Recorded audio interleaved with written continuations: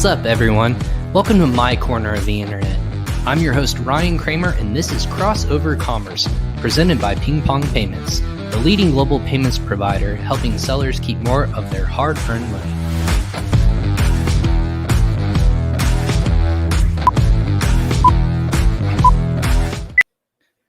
What is up, everyone? Episode 100. I'm your host, Ryan Kramer, and welcome to Crossover Commerce, presented by me, Ryan Kramer, in PingPong Payments, of course. This is episode 100. I'm super excited. I'm like shaking right now. It's been a long time coming, but today's episode is titled 10 Tips from 10 Amazon Experts, and I cannot wait to share this next 2 hours with everyone here who's tuning in live. Thank you so much. Again, Crossover Commerce is presented by PingPong Payments. Got to give a shout out to our sponsors, PingPong Payments. PingPong transfers more than $150 million a day for e-commerce sellers just like you. Helping over 1 million customers now, PingPong has processed over $90 billion, that's billion with a B, everyone, in cross-border payments. To start saving money today, you need to sign up for a free account in the link below. Again, go ahead and check that out. It's really easy to do. Just go ahead and sign up today. Tell them Ryan Kramer from Crossover Commerce sent you. Just sign up free today. You're going to save 4 to 5% on your international cross-border payments, sending or receiving. Check it out today. Click on that link below. But of course, you're here for the show. Hopefully you're here for the show, or someone told you to be here. So I appreciate that. Thanks for tuning in live on Facebook, LinkedIn, YouTube, and Twitter. And of course, watching us live on all those channels means that you can comment and interact with the show. I love it when people comment where they're listening from, whether you're across the world in India or China, or you're listening here in the United States. Again, I appreciate everyone who tunes in every single episode. Or if this is your first time, welcome. You hit a nice episode to come in for your first time, so I appreciate that. But we have an action-packed episode for everyone that's listening today. Again, I bring value to Amazon sellers and e-businesses all around the world every single week. I go live about 4 to 5 times per week in order to do that, to bring the best insights, tips, and tricks in the Amazon and e-commerce space. So you don't want to miss a single episode. And if you did, well, there's always going to be another one next time, or at least I hope that's the case. I've hit the magical marker of 100 episodes. So I told everyone in my company now I can be syndicated. So for 20 weeks straight, if you listen to an episode each and every single day for 20 weeks, you wouldn't run out of content. You're going to have another new guest every single time and get more insights in every single time of our episode, I should say. So I'm super excited to bring on some of my friends in the industry. Again, if you've heard my show before, this is an amazing journey that I've been on. It was started by accident, but it's grown into something where I've been live and been able to share and grow content in the Amazon and e-commerce space, of course. And then I get to share my insights as well as the insights of other people who are much smarter than me in the space and share their insights and tips and tricks as well. So I appreciate where this show has grown, of course, over the past couple months, I should say. I think my first episode was in September. So I'm really excited to kind of see where everyone's at. We're bringing on former guests again. No one will be new to the show. So if you've listened to past episodes, it'll be former guests who I thought brought the most value to every single episode to their episode that they shared. So I wanted to make sure we checked in with them, see what's new with them. Again, this episode is going to be action-packed in terms of tips. What they learned from the first third of 2021, right? We're already 4 months in. So it's important to know like where sellers are right now and how we can improve moving on for the rest of the year, because there's only so much we can do in terms of planning and prepping, but we want to make sure that everyone's optimized and ready and can still grow, even if it's a celebratory episode just like this. So you'll see lots of familiar faces if you know anything about the show, people that you may or may not have heard from. I think that there's some of the best and brightest minds in the space. So that's why I asked them, and all of them said yes. I'm super excited that they are here today. And again, if you're listening to this on audio format, eventually when this goes out, you can subscribe anywhere, Amazon Music, Google Podcast, any of those platforms that you listen to a podcast. We're going to be there. Just search Crossover Commerce presented by PingPong Payments, and we'll be there. Subscribe, give us a rating, tell us what you think. Season 1 is out right now. This is end of season 2, so we'll start getting those content out as soon as humanly possible. But about our guest today, I typically say this is not a show just about me. If it were, that would be one hell of a boring episode. But it's about my guests today, plural. So 10 guests. I'm going to be bringing them on and introducing them quickly and efficiently. And as they continue to come on through the space, about every 10 minutes or so, we're going to be bringing them on. So that I'm excited to bring each and every single one of them on. Again, just to kind of preface and kind of tease a little bit, we'll have Tamir from Marketing by Emma. We'll have Sharon Evan of Amazon FBA Alphas, Jana from YLT Translations, Troy Johnston from Seller.Tools, Anthony Cofrancesco of PickFu, Mina Elias from MMA Nutrition, plus a ton of other projects he has going on. I can't wait to check in with Mina. Melissa Simonson from Empowery. We have Sajag Agarwal from Movley. We have Destaney Wishon from BetterAMS. And we also have Rob Stanley, who actually started this journey with me co-hosting my first episode with AccrueMe. So he is going to be hopping on at the end. I thought that was natural to bring him in last. But that's how we grew this podcast. So I'm super excited about starting that out today. I'm going to keep a strict eye. If I keep looking away, I promise I'm not ignoring everyone in the space. It's just to keep an eye on the time. So this is different than what I've done in the past 99 episodes. Typically 1 or 2 people that I have in the space, one-on-one, I can pay attention. But I want to make sure that I get everyone in the right amount of time and make sure we're on track to make this a very clean and awesome episode. But if you like what you hear, give us a thumbs up. Make sure you subscribe to PingPong Payments on social media. Again, if you're watching on YouTube, Facebook, or LinkedIn, give us a thumbs up. You can also follow me on social media on Instagram, Facebook, LinkedIn as well. We're going to be teasing episodes as it comes out. Again, this is season 2 finale. Season 3, I don't even get a week off. I have to start season 3 next week. So again, we're going to be action-packed and bringing more content and insights to the space. So if you are here, give us a shout out. Tell us where you're listening from. Tell us what you think. If you want to say hi, even former guests have said, Lazar, thanks so much. Former guest of the show. What's up, Lazar? And then also, if you're watching live, again, if you have questions for any of our guests that hop on today, this is an interactive show. We'll make sure we throw those up on the screen as they come in. We'll make sure that we try to get those answered. If you can't catch us live or you missed somebody in the past, go ahead and submit your questions still and tag our guest, because we want to make sure that you get your answers to your questions. So that being said, I'm going to go ahead and get started a little bit early, just because I foresee maybe some time crunch maybe at the end, but my first guest is already here. So I'm not going to wait around too long. It's Friday after all. We're here to have some fun. But I don't want people working on a Friday. I am, but that's my show. I chose to do this show on Friday. But with that being said, Crossover Commerce, episode 100, let's go ahead and kick it off, right? So first guest, no introduction. She has a company. I'm going to do this all on my top of my head. So she has a company that's, her and her husband are just doing great things in the copywriting space and helping build listings, making businesses more profitable online, and selling through storytelling was our episode that we did together back in season 1. So way long ago, but I still have a great, have checked in with them so long.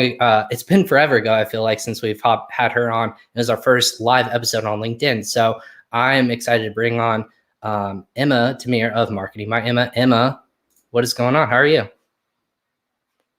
I got you on mute. Oh, you're on mute now. So see, that's the beauty of the live show, everyone. That's me. Yeah.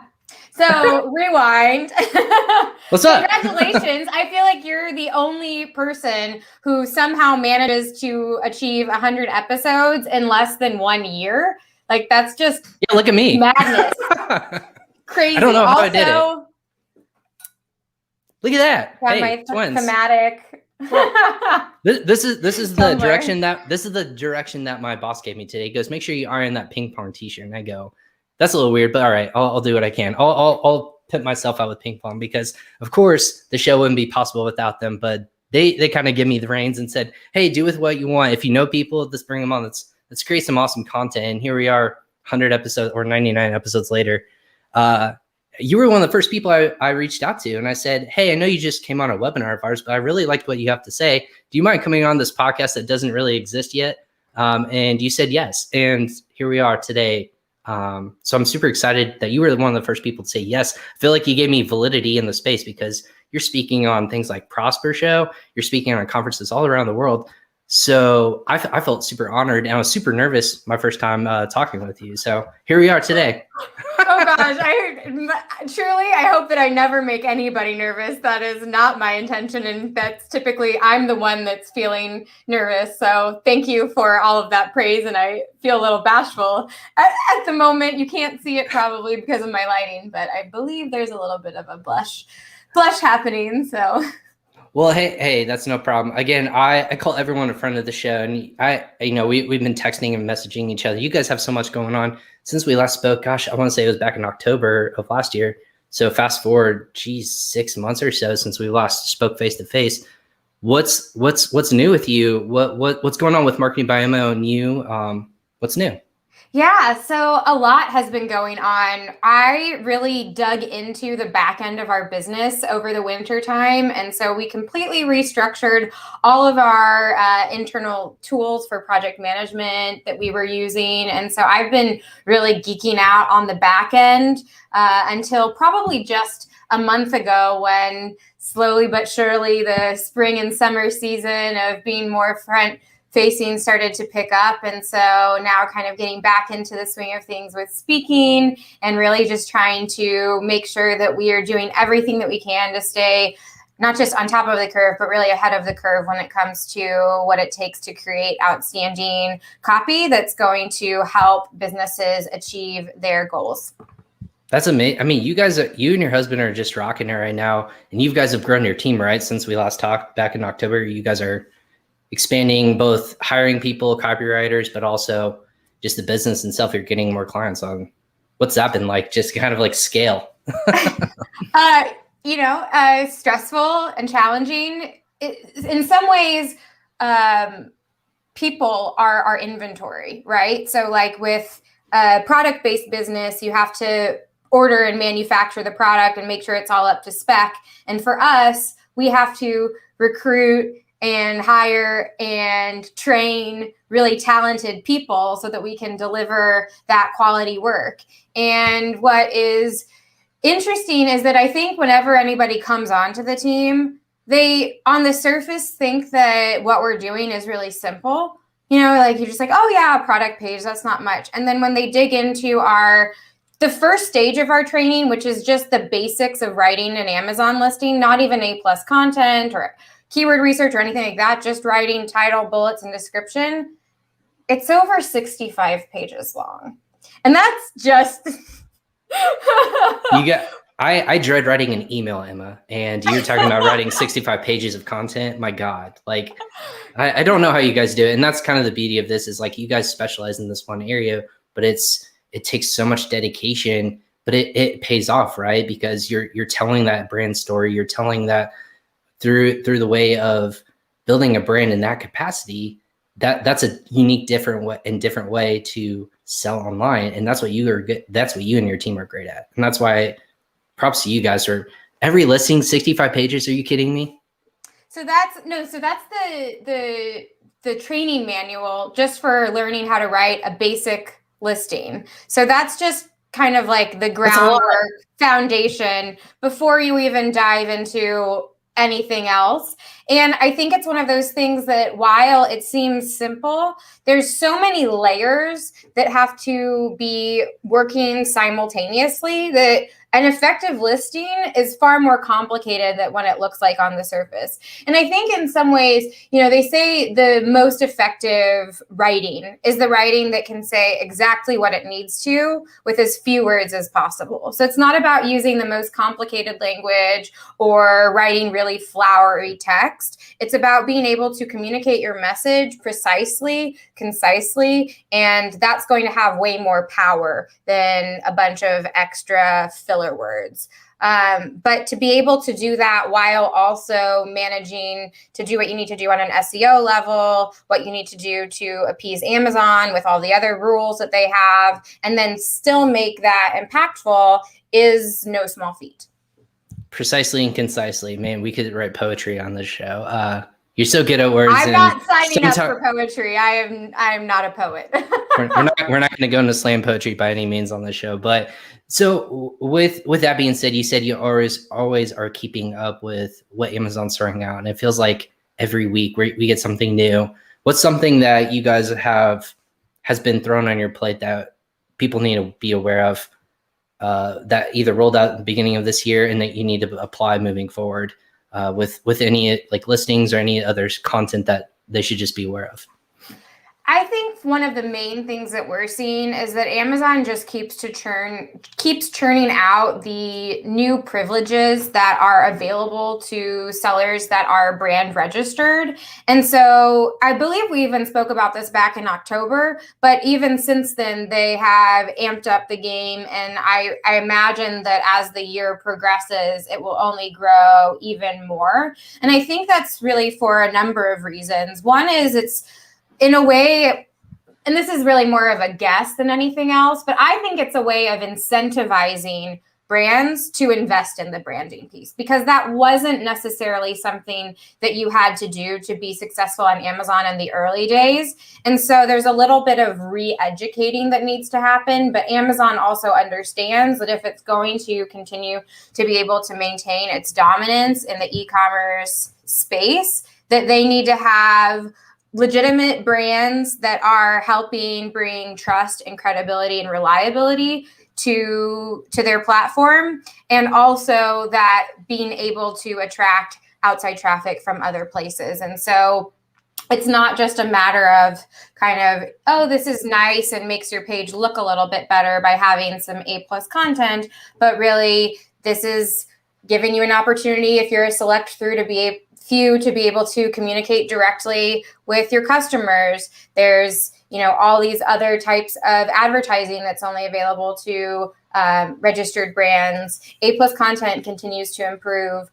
There's just so many things that I think we're really only seeing the tip of the iceberg, and it will continue to be more and more important that you are a registered brand and that you're figuring out these pieces, both from the Amazon side and then also just from the incredible adoption of selling on Amazon. And so the way that the market is flooded, and using those different tools to be able to really differentiate yourself and stand out from many competitors that might be selling very, very similar products. So are you guys going to stay true to Amazon, or are you guys going to start diversifying on other marketplaces or other Amazon countries? What's kind of the plan for the rest of the year for you guys? So while we typically speak more about our Amazon services, we've always offered other types of copy services, primarily what we sort of consider to be the foundational texts that a business needs to be able to effectively communicate with their dream customers. So talking about website copy, brand story, those core texts that are not necessarily going to change a lot over time. So whether you're looking to really strengthen your Shopify store, or you want to make a more impressive packaging, perhaps because you're even looking to get into brick and mortar, then those are definitely the types of things that we love to work on. Of course, everyone wants to diversify, continue to grow and whatnot. Maybe on a personal level, are you guys, are you guys going to be traveling anytime soon? I know a lot of people are talking about events coming up. I know the biggest one right now is Prosper in July. You guys going to start venturing out into the world again, or are we going to see each other in person? That's the key. Yeah, that is the key. I don't know about you. I feel like you're probably just like full on excited. I'm a little anxious about it. I'm anxious. This face, anxious, not excited. I'm like, getting on a plane provides like a little anxiety, like going outside of my house, which if anyone sees me, I'm like not stuck here. I live here, but a little anxious. Even I went to a wedding last week, my sister's wedding. That was the first time we went out to a restaurant in a year and plus, just to sit in like public. But it is what it is. We all have to get out into the world again at some point. We're just gonna have to break the ice. I already consider myself to be a socially awkward person. So when that gets unleashed after a year of having very limited face-to-face contact, I don't know what it's going to be like, but I am going to a small little women's retreat mastermind event that's happening in Miami in May. And then I will definitely be at Prosper, and still trying to figure out what the rest of the summer looks like. What about you? Do you have any other events in the cooker? Oh, geez. My wife and I convinced each other that going to a cabin in the middle of nowhere with no internet service was good in the end of July. So I'll be doing that for vacation. Awesome. Right, I'm going to get away for a week. So I will break my streak of every week, probably at some point, of being online. But hey, it is what it is. So that would be nice. The kiddo has summer camp coming up, which again, that stuff is fine by me. He's like outside and they're all running around. He has baseball. But I've looked at all the events, and I know Prosper is the 1 week that he doesn't have summer camp, and my wife works full time. So I was like, I don't think I can make it to that, but we're definitely honing in on a couple dates. I think I'll have to make the trip and meet my team in person for the first time ever. Maybe you just need to all take off Prosper Week and go take a family vacation in Las Vegas. Yeah, I don't know if I can convince my wife and take our 6-year-old to Vegas for the first time, but that'd be an interesting first vacation post-COVID for sure. Yeah. Maybe not ideal. Just go seclude ourselves. And after that, seclude ourselves in a cabin. But hey, thanks so much for hopping on today. I know it's only 10 minutes. We'll have to get a full like mastermind session again. I appreciate you hopping on again at the drop of a hat. You were like the first person to say like, hey, when can I do it? So I appreciate you guys. Good luck again, congrats on the success, and we'll see each other in person. I'm assuming soon. I'm sure we will. Thank you so much, Ryan, and congratulations. Thank you so much. Thanks, Emma, again from Marketing by Emma. Awesome stuff. Again, go check out, just search Marketing by Emma on Google. Again, that's the easiest way to find them. I'll find her and her services. Emma's talking all over the internet, and we want to make sure that we appreciate her time hopping on. Again, one of our first guests back in season 1. Another guest from season 1 is already here, and she's been listening in the background. And I wanted to get her in early because it's super late where she's at, all the way in Israel. So I wanted to hop on real quick. One of my favorite talks, just constantly bringing the force and the power and the empowerment in, just straight knowledge in the Amazon e-commerce space. Sharon Evan of Amazon FBA Alphas is one of my favorite people to talk to, just all the time, and picking her brain about what's going on in the space. So Sharon, welcome to Crossover Commerce. How are you? Hey, I'm good. How are you? I don't know how to like give you more of a hype than that. Like, you're just one of my favorite people in the space. So what's new? You did great. What's up? First of all, it's not super late. It's just that it's date night. It's Friday night in Israel. I know. So well, I keep thinking about that. I'm in my pajamas and stuff. So like, I was like, should I do, like make sure that I'm like super pretty and stuff. And I was like, nah, it's me. You and I have a conversation. We're like, we don't give a shit. Like, it's good. We're good to go. I really don't. I just care about the content and making sure that I'm, giving out good stuff. But I was sitting here laughing in the background because Emma makes me laugh so much, especially when she says she's socially awkward. She says it about herself all the time, but she's so funny and such a social person. So I know. And that's the thing. Like, I don't know what it is. Maybe it's like speaking in public or doing stuff like this, because for people who aren't aware, they should be, of course. You actually started a podcast since we last spoke on this show. You're taking over Seller Sessions with Danny McMillan's Thursdays, and so like you have 1 day a week where you're just bringing the power and the content all over the internet. So congrats to you on that. That's awesome. Thanks. So yeah, I joined Seller Sessions, which is Danny McMillan's, founded by Danny McMillan.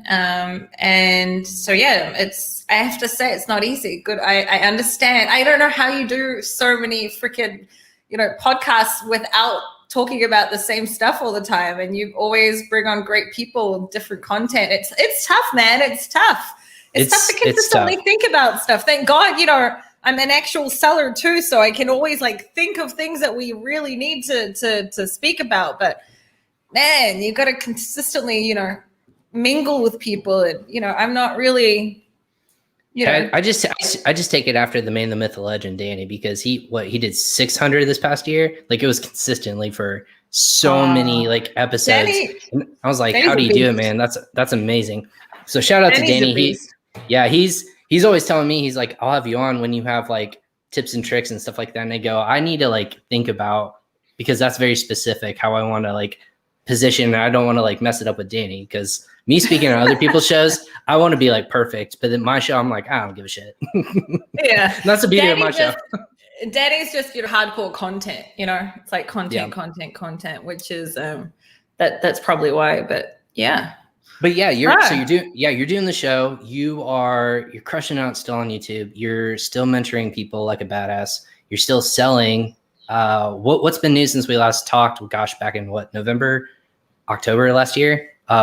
Since you've been on Crossover Commerce, what's been new for you, and what's been going on?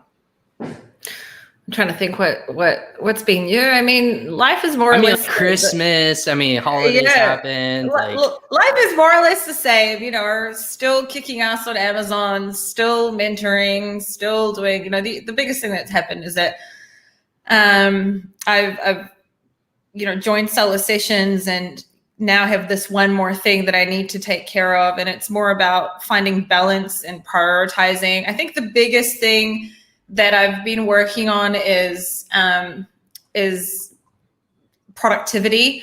And I know that I live in Israel, and like my clients, and even, obviously we sell mostly in the US.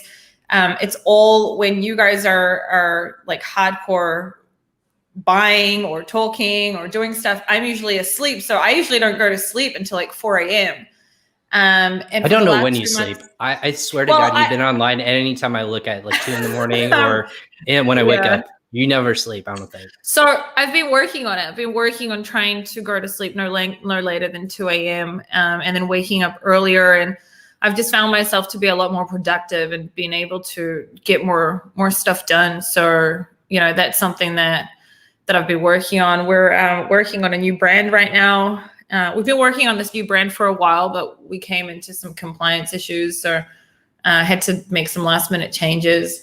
So I'm excited to launch some new products that are not within like the niches that I have been in myself. We're in beauty and in baby, and it's a totally different niche from what I'm used to for my own stuff. So what's that been like to like push the envelope? Because I know you're always constantly trying to do something different in the space. What's that been like personally, professionally?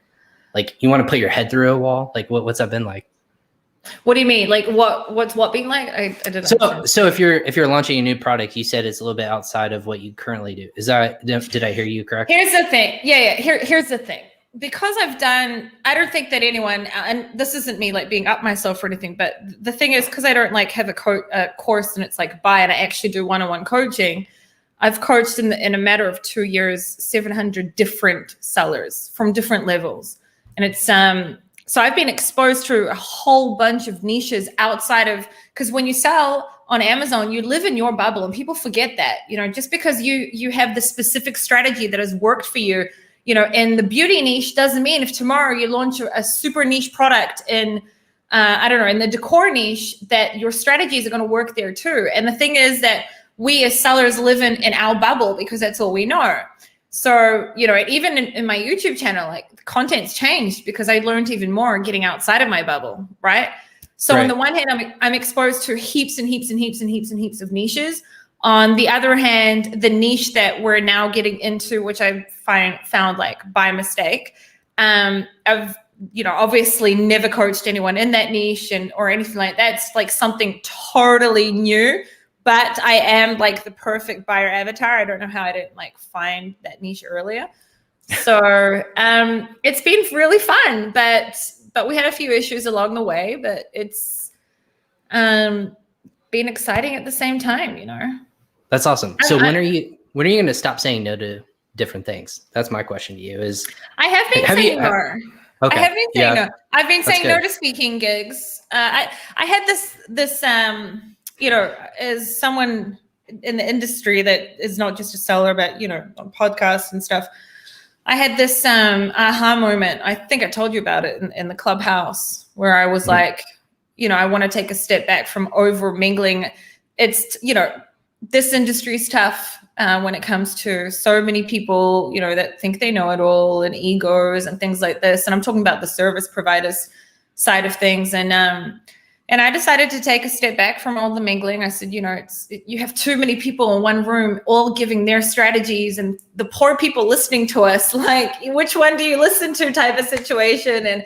And some things that I didn't really align with. So I sort of said to myself, I'm really just going to be focusing on my impact and my content. And I've said no to speaking gigs. I'm very, very specific about who I choose and how I like I said, I've been working a lot on my productivity. So, obviously you were like, hey, can you come on? And I was like, yeah, I'll make it work. I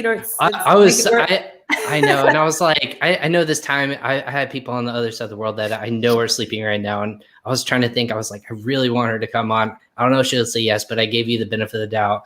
And lo and behold, you're like, I'll make it work, Ryan. And I'm ruining date night. It is what it is. You're in your PJs. Oh, no, it's so good. That sounds amazing right now. I'm going to do that. I'm just going to lounge around in my PJs all day or at night and just like take it in and relax.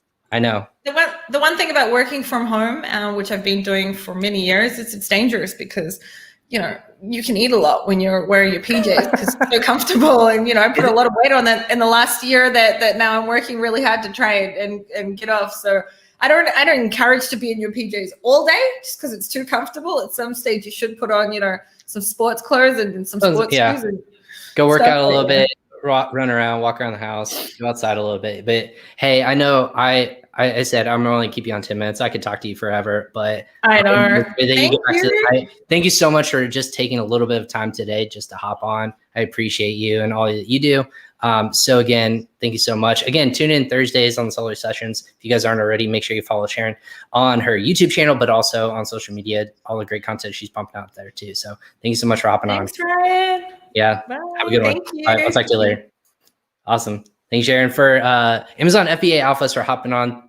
She gave up her date night, guys, just because I asked her. And that's kind of the beauty with this community. I've asked a lot of people just to hop on if they don't know me. I've given this stat real quickly. Of all the 90 plus guests that I've had on the show, I've only met one of them in person. So that's the beauty of this community is everyone's willing to say yes, even if we never met before a podcast episode. I really think I'm good at social listening and be able to absorb what they put out there in the world, whether it's on YouTube or whether it's on social media, or just like the blog content or service industry. That's the beauty of being in this group of people to build a partnership, build a network, and a lot of people are willing to say yes to lend their insights, especially to the community. And it's not for pay reasons. It's definitely for making sure they can get back so other people can grow with it. And again, they can help you along that way, whether it's their service or their expertise. That is what it's all about. I'm going to try to catch right back up. I have my next guest already. She's been amazing in being featured on AdWorld. I think she was featured on AMC recently on a special that was recently that went out because people are noticing that globalization and growing on international marketplaces is super important. And that's what my number one thing to push is on the show is growing internationally on different marketplaces. This person knows what she's talking about and it is the best person in this space, bar none what she does. No one else can do it better than Jana. So Jana from YLT Translations, welcome to Crossover Commerce. What's up? Hi, Ryan. What's up? Thank you so much for that amazing intro. I was like, this sounds good. Hey, well, you are everywhere, but YLT's everywhere. And if you're talking international growth, you guys are the number one top priority of like it comes out of their mouth. They're like, yeah, YLT. Like we use you guys for everything. If it's international listings or translations or anything like that, you guys are the place to go. So I had to get you on for this because I'm super just impressed by what you guys are pumping out. And your story was super fascinating when people remember if they listen to this show, you had to knock on so many people's doors just to give you a chance to kind of give you a platform. We talked about Orange Click back then, then it kind of snowballs, right? So now what's been new? What's up with you besides you taking over the world one TV show at a time or podcast at a time? Oh my God. Like we have a really big team now. There are 60 people on the team. Wow, so there's awesome. there's always something to do there. Improve your procedures or do additional trainings, keep an eye on everything. definitely working a lot inside of like the structure of the employees in the company, like making them happy, and just constantly improving quality, having regular trainings. A lot of people, like we've had some our seniors have been with us for like almost 3 years now, and like sometimes like seniors, they need to get like refreshed, like with their what they're doing, because people tend to relax a little bit, and then you're like, hello, Let's call it what then, it is. They get lazy doing the same stuff. Yeah, exactly. And so gonna try to push things around a little bit.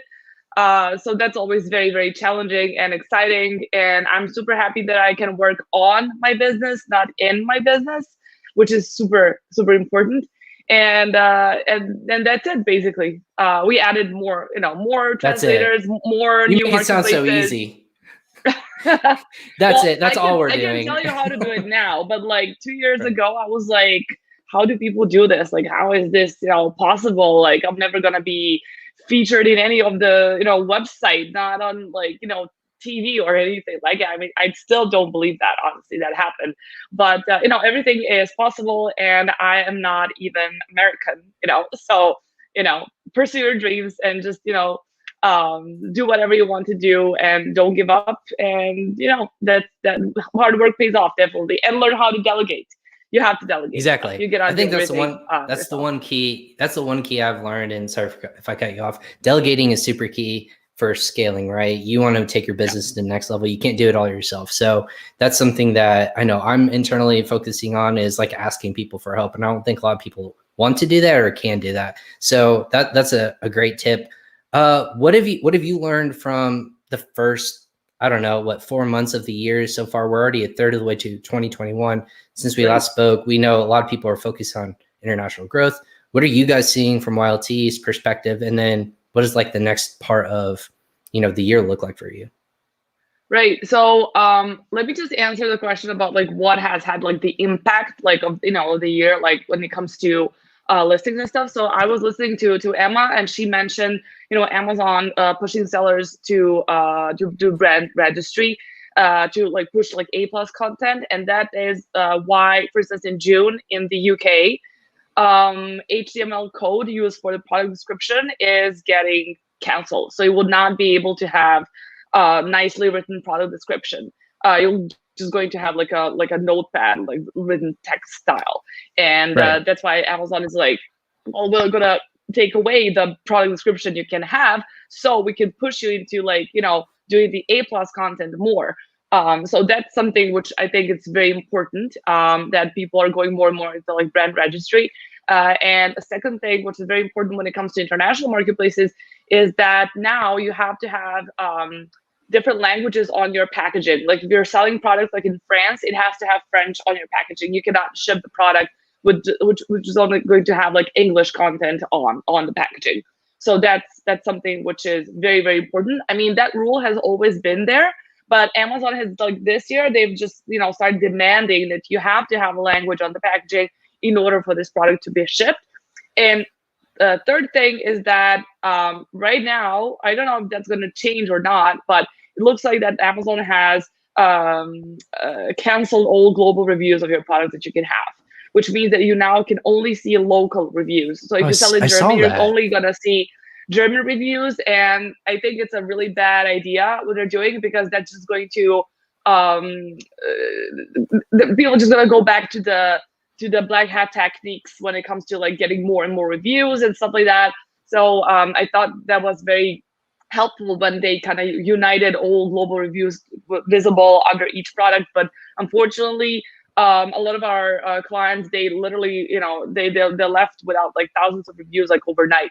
So I don't know what's going to happen with that, but that will make a big impact on, especially if you launch a new product, on a new marketplace where you don't have any reviews. It's very, very hard to get those like first couple of good reviews. I saw that, and I wish we had more time to like dive into that, because I agree, if it's only going based upon region, it's not going on country by country, right? It's actually like market by market, or what's kind of that basis? It's market by market. Like if you sell it like on Amazon.de, you're gonna see just like reviews that German customers left. You're not gonna see any of the ones that in the UK or like any other countries, like in the States or nothing. You're just gonna see the local reviews, and that's it. Which means that if you start selling in Italy, you'll have to build your review score from scratch, and that sucks. Oh my God. And that, of course, like that's not something that anyone wants to reinvest in the time, money, and effort. I guess it's good for you guys, but bad for other brands. And I mean, that's a lot of work to like have to rebuild up equity in this space. Good news, definitely. Yeah. Oh my gosh. Well, we need to get you back on to talk more about that in greater depth. But for the rest of the year, are you like traveling? Are you speaking at anything we need to know about coming up to dive into kind of your more insights? And yes, I'm traveling. I'm speaking. I cannot wait to speak at a proper stage or in front of like real audience, and I'm super excited to say that real people. See you like in person and like tons of other people. I haven't seen anyone like. I have seen people because I've been in the States a couple of times during last year. I messaged you when you were in Miami, and I was like, "What are you doing down?" Like everyone, I swear to God, this is the one thing I'll give it. Everyone goes to Miami. I don't know what it is. Like if that's like the open state, only open. It's only open. I literally don't need a PCR test in order to go to Florida. So Florida. Well, Troy's coming up. Yeah, Troy's coming up next from Seller.Tools, and I'm going to ask him because he's in Florida, and I'm going to try to figure out. Cool. I know you're watching, Troy, right there. Everything is open, and you can go out. I mean, even clubs are open. I went to a space club like when I was there last time. I freaked out because of all those people. But then after like having like 2 shots of whiskey, I was just like, yes. We're back. Let's go. We're back. Yeah, alcohol, exactly. The number one cure for COVID-19, right? We're gonna not. That's not true, everyone. And again, we forgot about it. Yeah, exactly. That's awesome. So you're speaking then? Okay. Yes, I'm speaking at the Prosper show this year, and I'm super excited about it. Awesome. Well, we'll make sure we see you there, and if it's not me, we're gonna find an event this year that I'll be at, that we all obviously connect. I hope, like I've always told people real quickly before I let you go, I hope it's not a letdown if like we haven't met in person and then we run across like, hey, what's up? And everyone's like, my God. Natural. Yeah, I will actually be in Miami at the same little retreat as Emma in 2 weeks. I saw that. So yeah, so like if you're around, let's grab some coffee or something. That'll be cool just to see people in person. Just get out to understand that you are a real person, not like we don't live on Zoom. Yeah, exactly. Well, we're gonna look forward to that. Hey, congrats on all the success and promotion for Wild Tea and growth, and we'll catch you next time, Jana. Take care. Bye. Yep, no problem. Bye. Awesome. Jana from Wild Tea, everyone. Again, that was guest number 3. We're moving right along into our 100th episode. If you're listening or watching to this, let us know what you think. I just want to give a couple quick shout outs before we bring on our next guest. Other past guests on the show have actually tuned in. Paul Barron from Facebook. Hey, what's up, everyone? Hey, Paul, thanks for tuning in. Blake from Canopy Management. Again, keep up the great work. And obviously, and Sharon already calling back on holler. But yeah, No Limit Creatives. So that is our good friends over there at No Limit Creatives, episode 100. Thank you so much, Jeff, and everyone over there. So don't worry, we're bringing more and more guests on. Every 10 minutes, I'm going to try to cycle through and make sure people bring on tips and tricks that we've seen in the first half of this year. Again, if you're new or just tuning in, my name is Ryan Kramer with Crossover Commerce. This is my show that we've now just hit the triple-digit mark, which is a big thing in the space. Not many great shows make it to 100 episodes on TV, even podcasts, but we did it. I don't know how I did it, but I'm lucky to have people in the space who are willing to even just hop on just for a little bit, just to kind of pick, so I can pick their brain and share information with you, the listeners, as well. What's up, Jeff? Sorry, Jeff here. So he's watching on YouTube as well. But our next guest, let's move it right along. Our next guest was actually the most recent one of the 10 people that I've had on our podcast, Troy Johnston of Seller.Tools. Main chat expert, great software service tools over at Seller.Tools, but he just doing great things down there at Seller.Tools. So much going on, but there's been changes maybe since we last spoke that we can pick his brain on. So Troy from Seller.Tools, what's up, man? How are you? You're on mute now. Ta-da! There we go. Ta-da! Look, live. Here we go. What's up, man? How are you? Doing good, man. Doing good. I'm digging the shirt. Yeah, that's awesome. Figured, something special for your 100th episode, and you're from Florida. That is amazing. I am digging the Hawaiian shirt, or if you call it tropical shirt, I don't know what you call it down in Florida. Hawaiian shirts in Hawaii, right? But thanks for hopping on today. Everyone I messaged, this is the funny thing. People are like, yeah, no problem, I'll hop on. Or they're like, I'm doing nothing today. Like, don't bother me. And I was like, hopefully I didn't bother anyone or like prompt people to come on if they didn't feel like they had to. But I appreciate you hopping on again with us for this awesome episode. So, hey, what's going on since we last chatted a month ago? Nothing. No. It's Amazon being Amazon, right? There has been, I think it was about a month ago, and when we had our last chat on your podcast, we were talking about more data going away for sellers. It was that day, or it was around that day. It was like the day. It was like the day of it happened. So there was a pretty solid scramble in the community to figure out, for those that were utilizing it, what alternatives were viable, what the writing on the wall was. Which, I mean, we sort of know, right? Amazon, for the most part, really is very selective with the data they give us. Mm-hmm. And it's, they giveth and taketh away. I mean, it's been really interesting to see. In that time, I'm pretty sure sponsored display ads and some of the audience availability has been kind of a new update in that span of time. So we have DSP, we have data going away, and we've got audiences kind of coming in where the value of brand registry right now, it's it's almost essential, and we still see sellers maybe either putting it off or not, prioritizing it. But Amazon is really creating what you would expect, right, from a buyer side and the customer side. You have the legitimacy of brands on market in marketplace, and they're getting unique value to be able to deliver relevant ads, to welcome more traffic, to earn those conversions and that revenue. So it's been really interesting. Like I said, even in that span of time, some data going away, some data showing up. What do you do with it, right? Well, and that's the thing with DSP. It's been super fascinating. We've had a couple people on, Joe Shreeland. We've had a couple of people just really dive into DSP, and that's been the fascinating thing, is even Amazon giving the opportunity to potentially even point people away from purchasing on Amazon, but collecting data to be super micro niche in that regards. Even I was reading an article the other day, Apple now making the play when we were talking about either dropping cookies or Google scaling back with data, the cookies that they're going to be dropping for tracking, Facebook scaling back a little bit.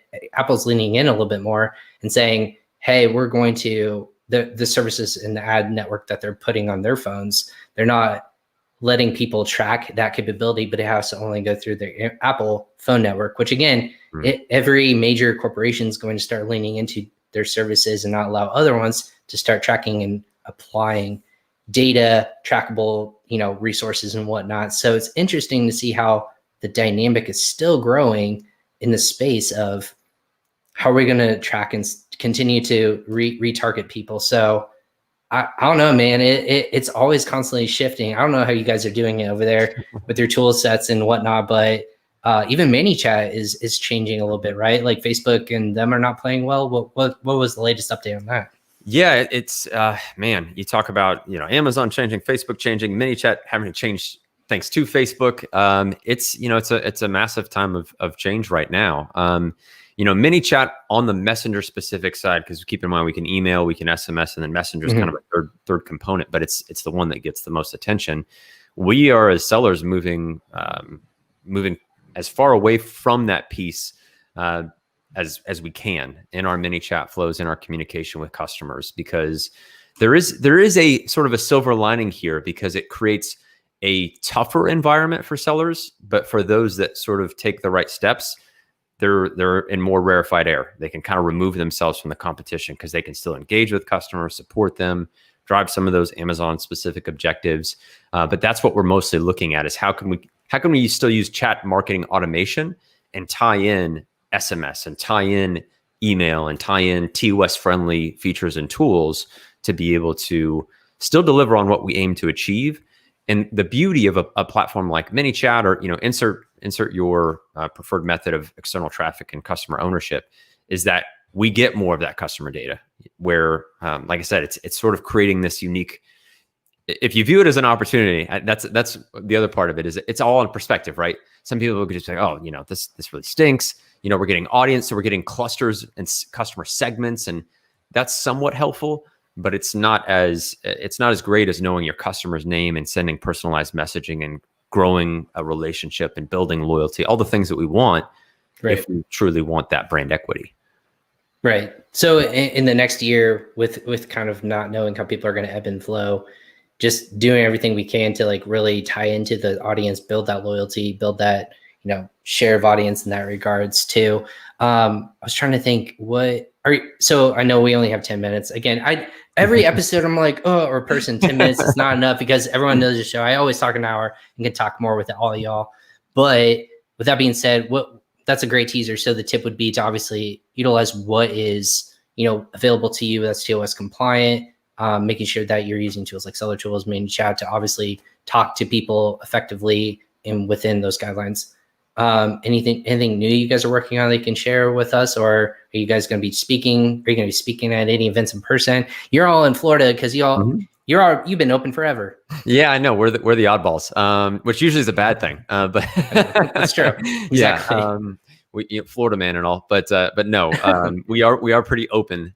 So that part is nice. We have a lot of choice and a lot of freedom. So definitely take advantage of that. But yeah, no, I'm excited to get back out there. Nothing on the agenda right now in terms of formal speaking or events, but yeah, I want to make that happen. We've got, for us at Seller.Tools, we've got some pretty busy months ahead, for sure. But a lot of what we're focusing on is the things that we're talking about is how do you engage with the customer, focus on those Amazon objectives. And if you remain pretty agnostic in terms of like your strategy, that would be probably my biggest takeaway, is really figuring out where your area of expertise is as a seller and as a brand.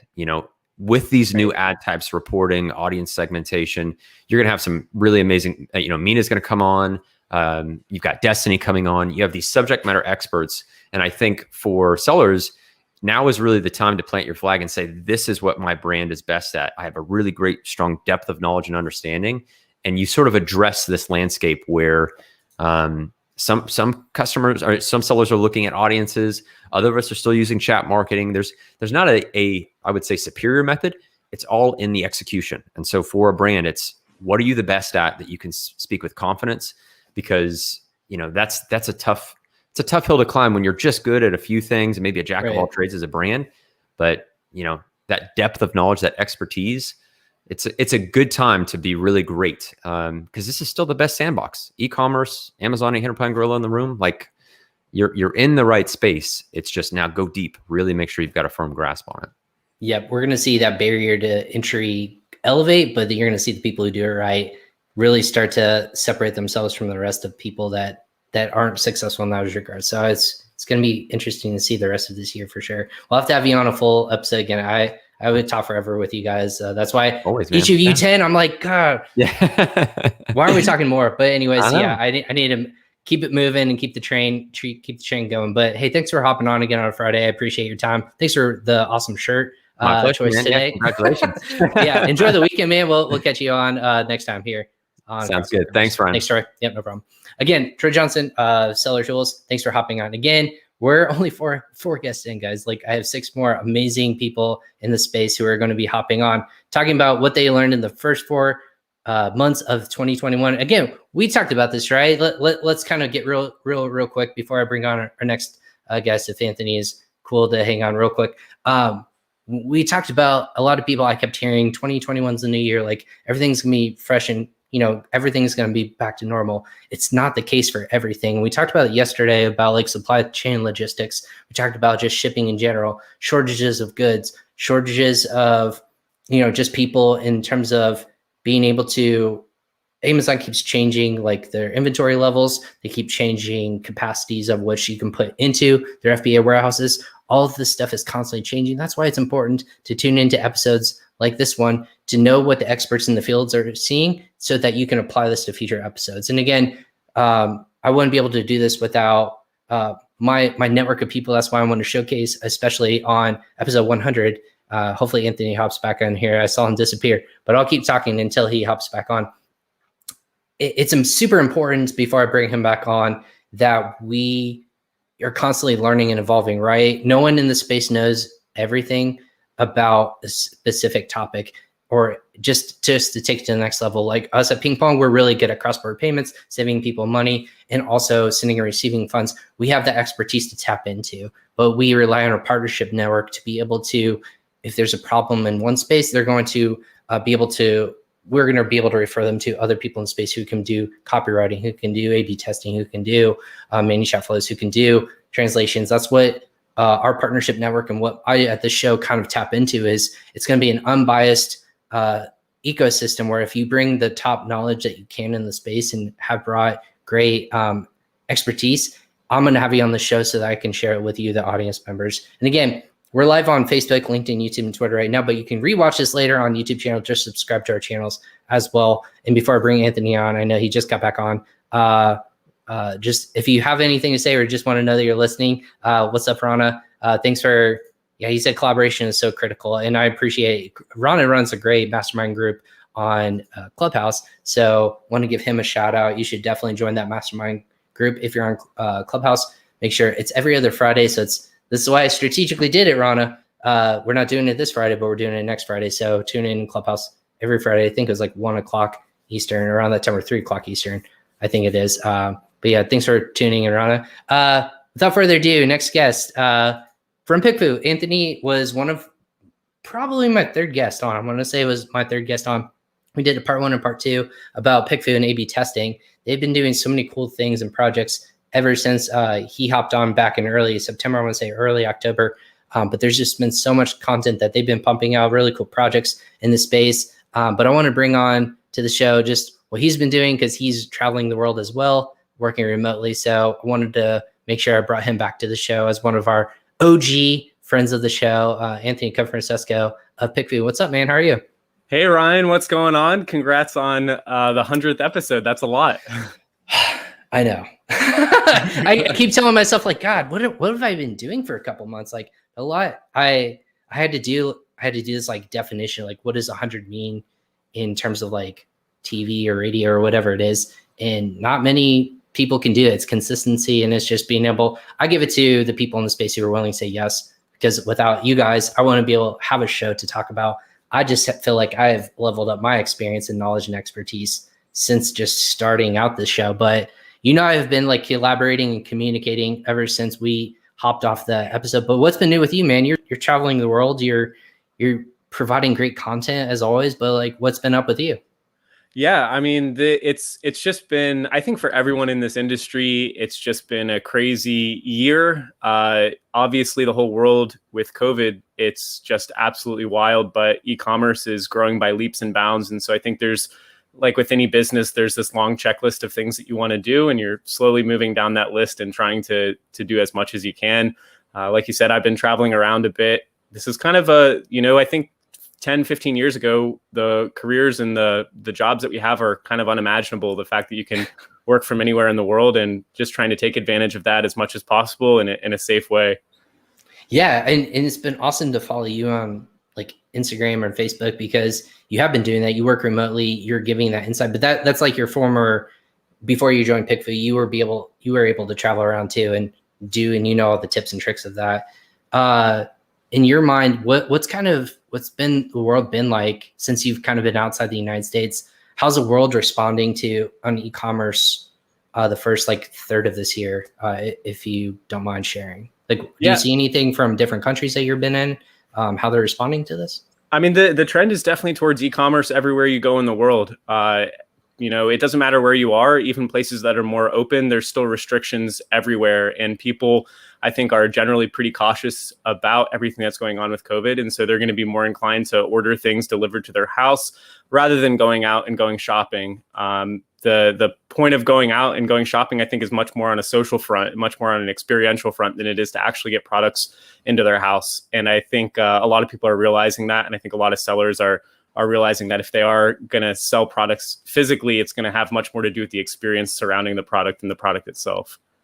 So what with that being said, what's PickFu's been like insight? Were they taking it to the next level in that regards? If they know lots of people are trying to get online, they're trying to optimize or growing brands. What are you guys doing in order to make that more successful for your business? Yeah, so I think in the past, market research it's nothing new, and PickFu certainly didn't invent it. But market research in the past has been a very clunky process. It's been very expensive and it takes very long. And so now we're seeing even large legacy corporations and big brands that have been using traditional market research coming to PickFu, because now it's all about speed. It's about going through iterations quickly and not just saying, hey, we're gonna try one version of our product packaging and we're gonna take months and months to do this. They want it to happen at a much more accelerated level, and they want to get that feedback quickly so that they can, get products to market faster and see what the customer thinks and see if it improves their business metrics. So what do you think like the next, I guess the rest of the year looks like for either you guys, or is it more focusing and growing brands and really like tapping into what customers are saying? Because margins have gotten so thin, right? Because Amazon keeps changing and all their, inventory levels or their brand registries, or they're really pushing people to build a brand online.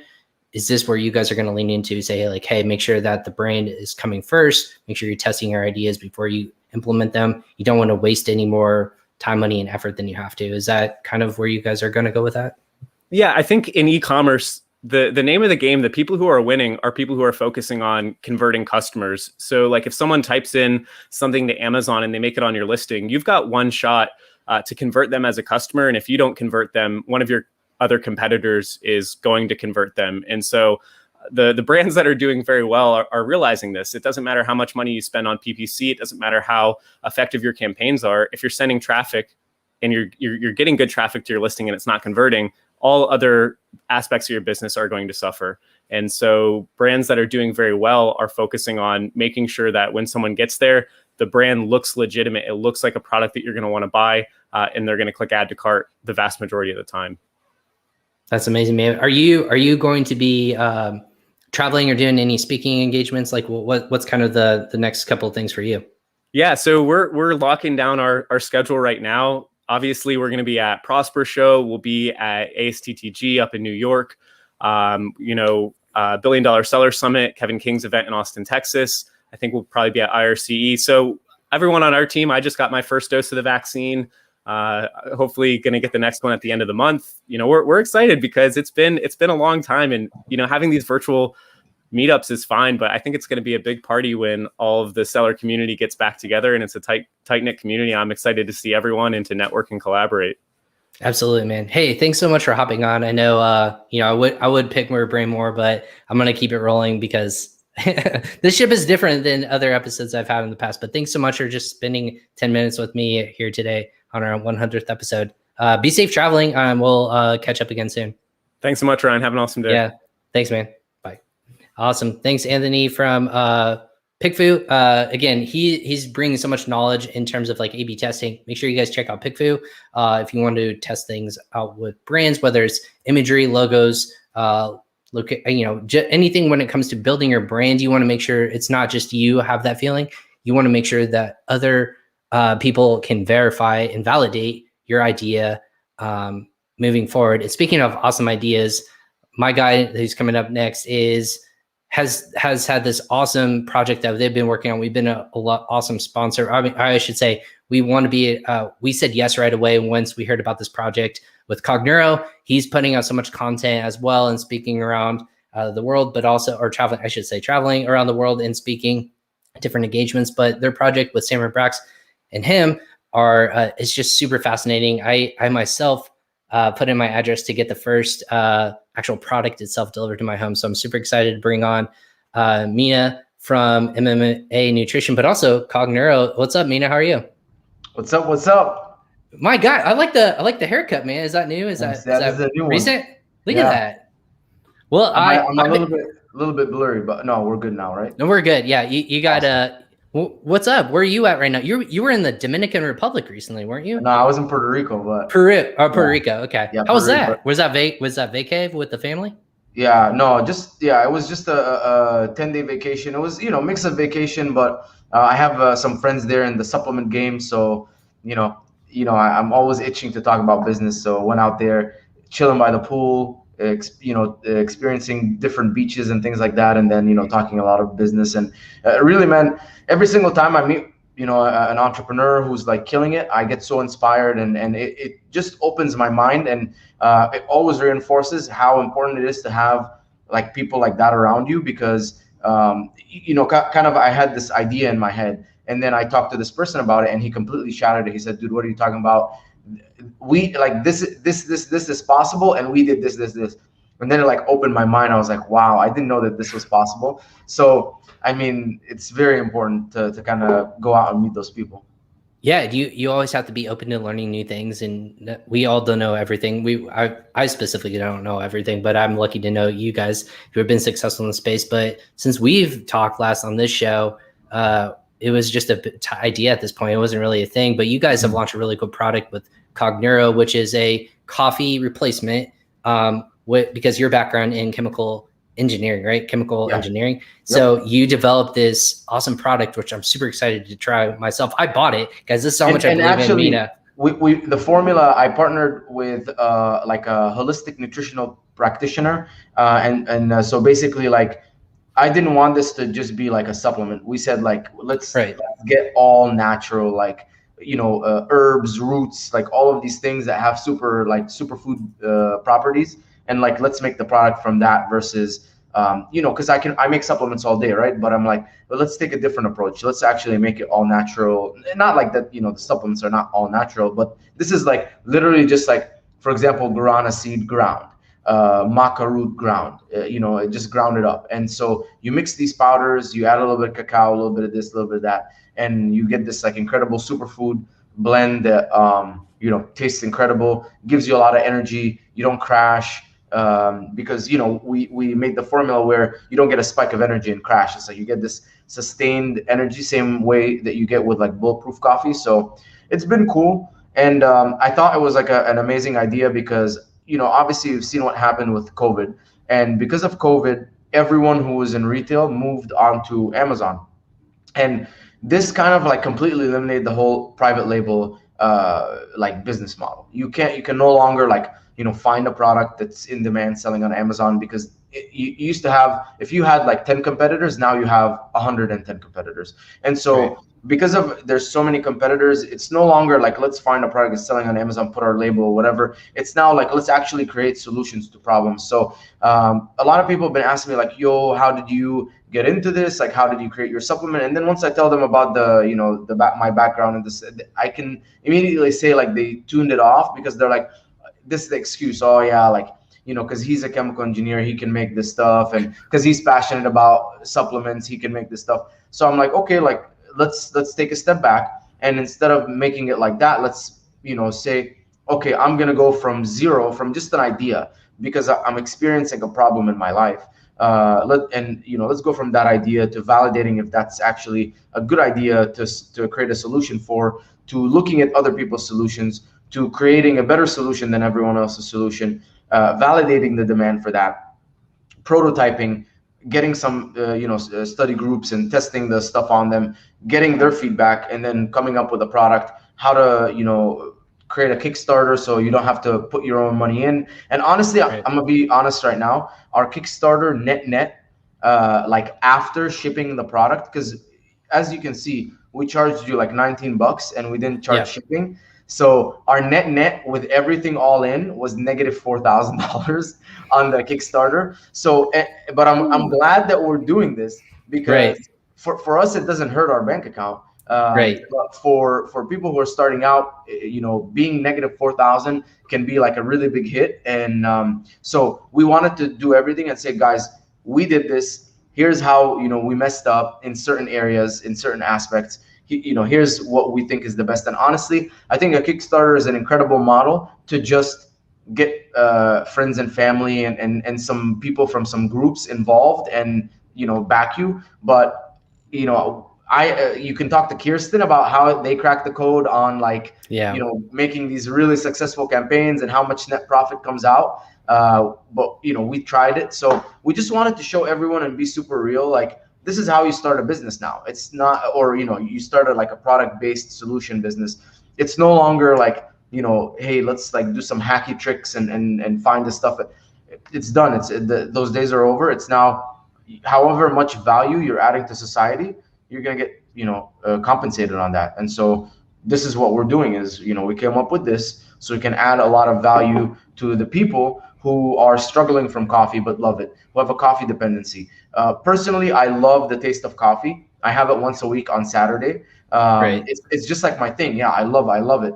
And but I know that it's very addicting, and so I just can't, because I know, like, if I start drinking a cup here, a cup there, now it's like, okay, I have to start my day with a cup of coffee. I know I'm that kind of person. So this is for, you're creating a solution for all those people. And I think that's the future.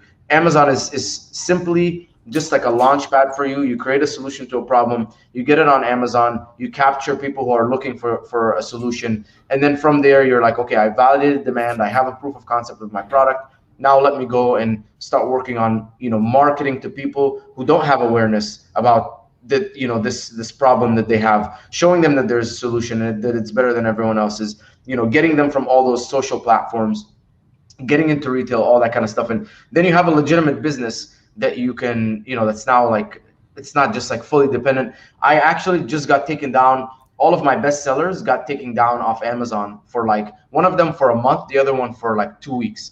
And wow, it just shows you how fragile you are as a business. And even though like I'm diversified because I have multiple brands, they took down like multiple of the top sellers from different brands. And so it just shows you like if you have a single channel business, you're kind of at the mercy of that channel. But once you actually create a solution to a problem, it's very easy to get it everywhere. You can sell it in stores, you can sell it on direct to consumer, you can go to different online retailers, because it's now no longer, because I have this research tool, or because I know the keyword search volume of this product, then I'm able to make this successful on Amazon. It's like, it's going to be successful everywhere because it's a solution that everyone can use. So right. And that's what you were doing.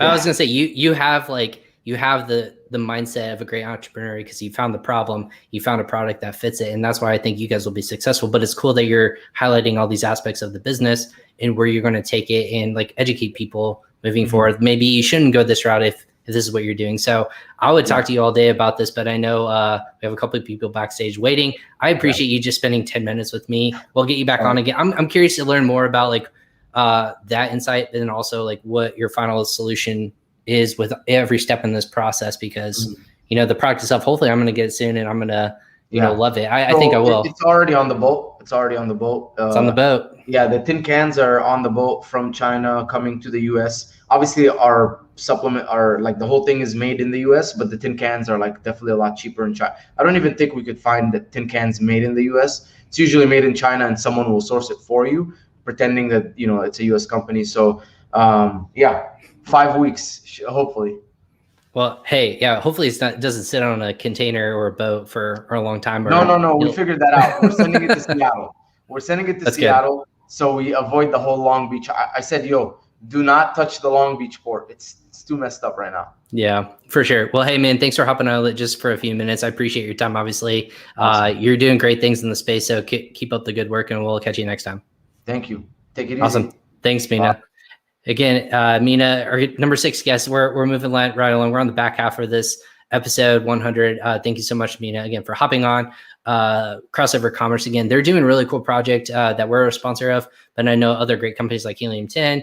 I think Movley is also a sponsor, or there's other people that are along the way that are helping. They're going to shine lights on different parts of the process of sourcing Kickstarter, all the way to putting listings together, PPC, management, sourcing, all that fun stuff that you should follow Schermer on his YouTube channel to make sure that you get that insight. And then their Facebook group as well. They're putting all their content for free out there so people can consume it. So definitely check them out. Again, it's called Cogneuro. If you follow them on social media, you can be sure to catch Mina or just message Mina again. One of my favorites has been on Crossover Commerce. Let's jump right into our next guest. We have no time to spare. I'm looking at my list as well. Next is Melissa Simonson from Empowery, which is a fantastic organization of helping collaborate collaboration with different businesses in the e-commerce and as a service industries, but also sellers, and connecting the two all in one kind of ecosystem and making sure everyone's successful, just like what we tried to do on this podcast. But Melissa Simonson, former guest on the show, friend of the show, thanks for hopping on Crossover Commerce. How are you? I'm so good. How are you doing? It's so good to see you. I know it's it feels like it's been forever since we were like Christmas, I think, is the last time we spoke like on a video conference together like this. But what's been new since in the first 4 months of this year? What's been new with you? Goodness. Well, I mean, there's a lot going on with Empowery. We're changing some things up. We're changing the way that we're doing our mastermind calls. We're actually it was around that time when we last spoke that we changed our pricing structure. So we actually reduced our prices by like a degree of 10. Like it's pretty crazy, because what we really found out that we wanted to make sure that everyone was part of this group, so that everyone has a voice, everyone can raise their hand, and that part of it, the money part of it, is not the obstacle. So so now I'm really excited to increase our membership and get more help from more people, because there's more people in the co-op. Absolutely. And that's the thing, is we're always wanting to like partner people and connect people, even on the show, when they're like, do you have a guest or do you have a person that knows more about this? I think you do the best in the space of, hey, I know this person, let me connect you with them. I think you're one of the people that we can all look to and say, like, Melissa, you know these people. It's almost like this Rolodex is in your head. It's constant with people knowing people. Is that something that you guys are, do you feel like you have a good core of people, or is there a space where you don't think that you have enough of one space in the space? Or, there's always more.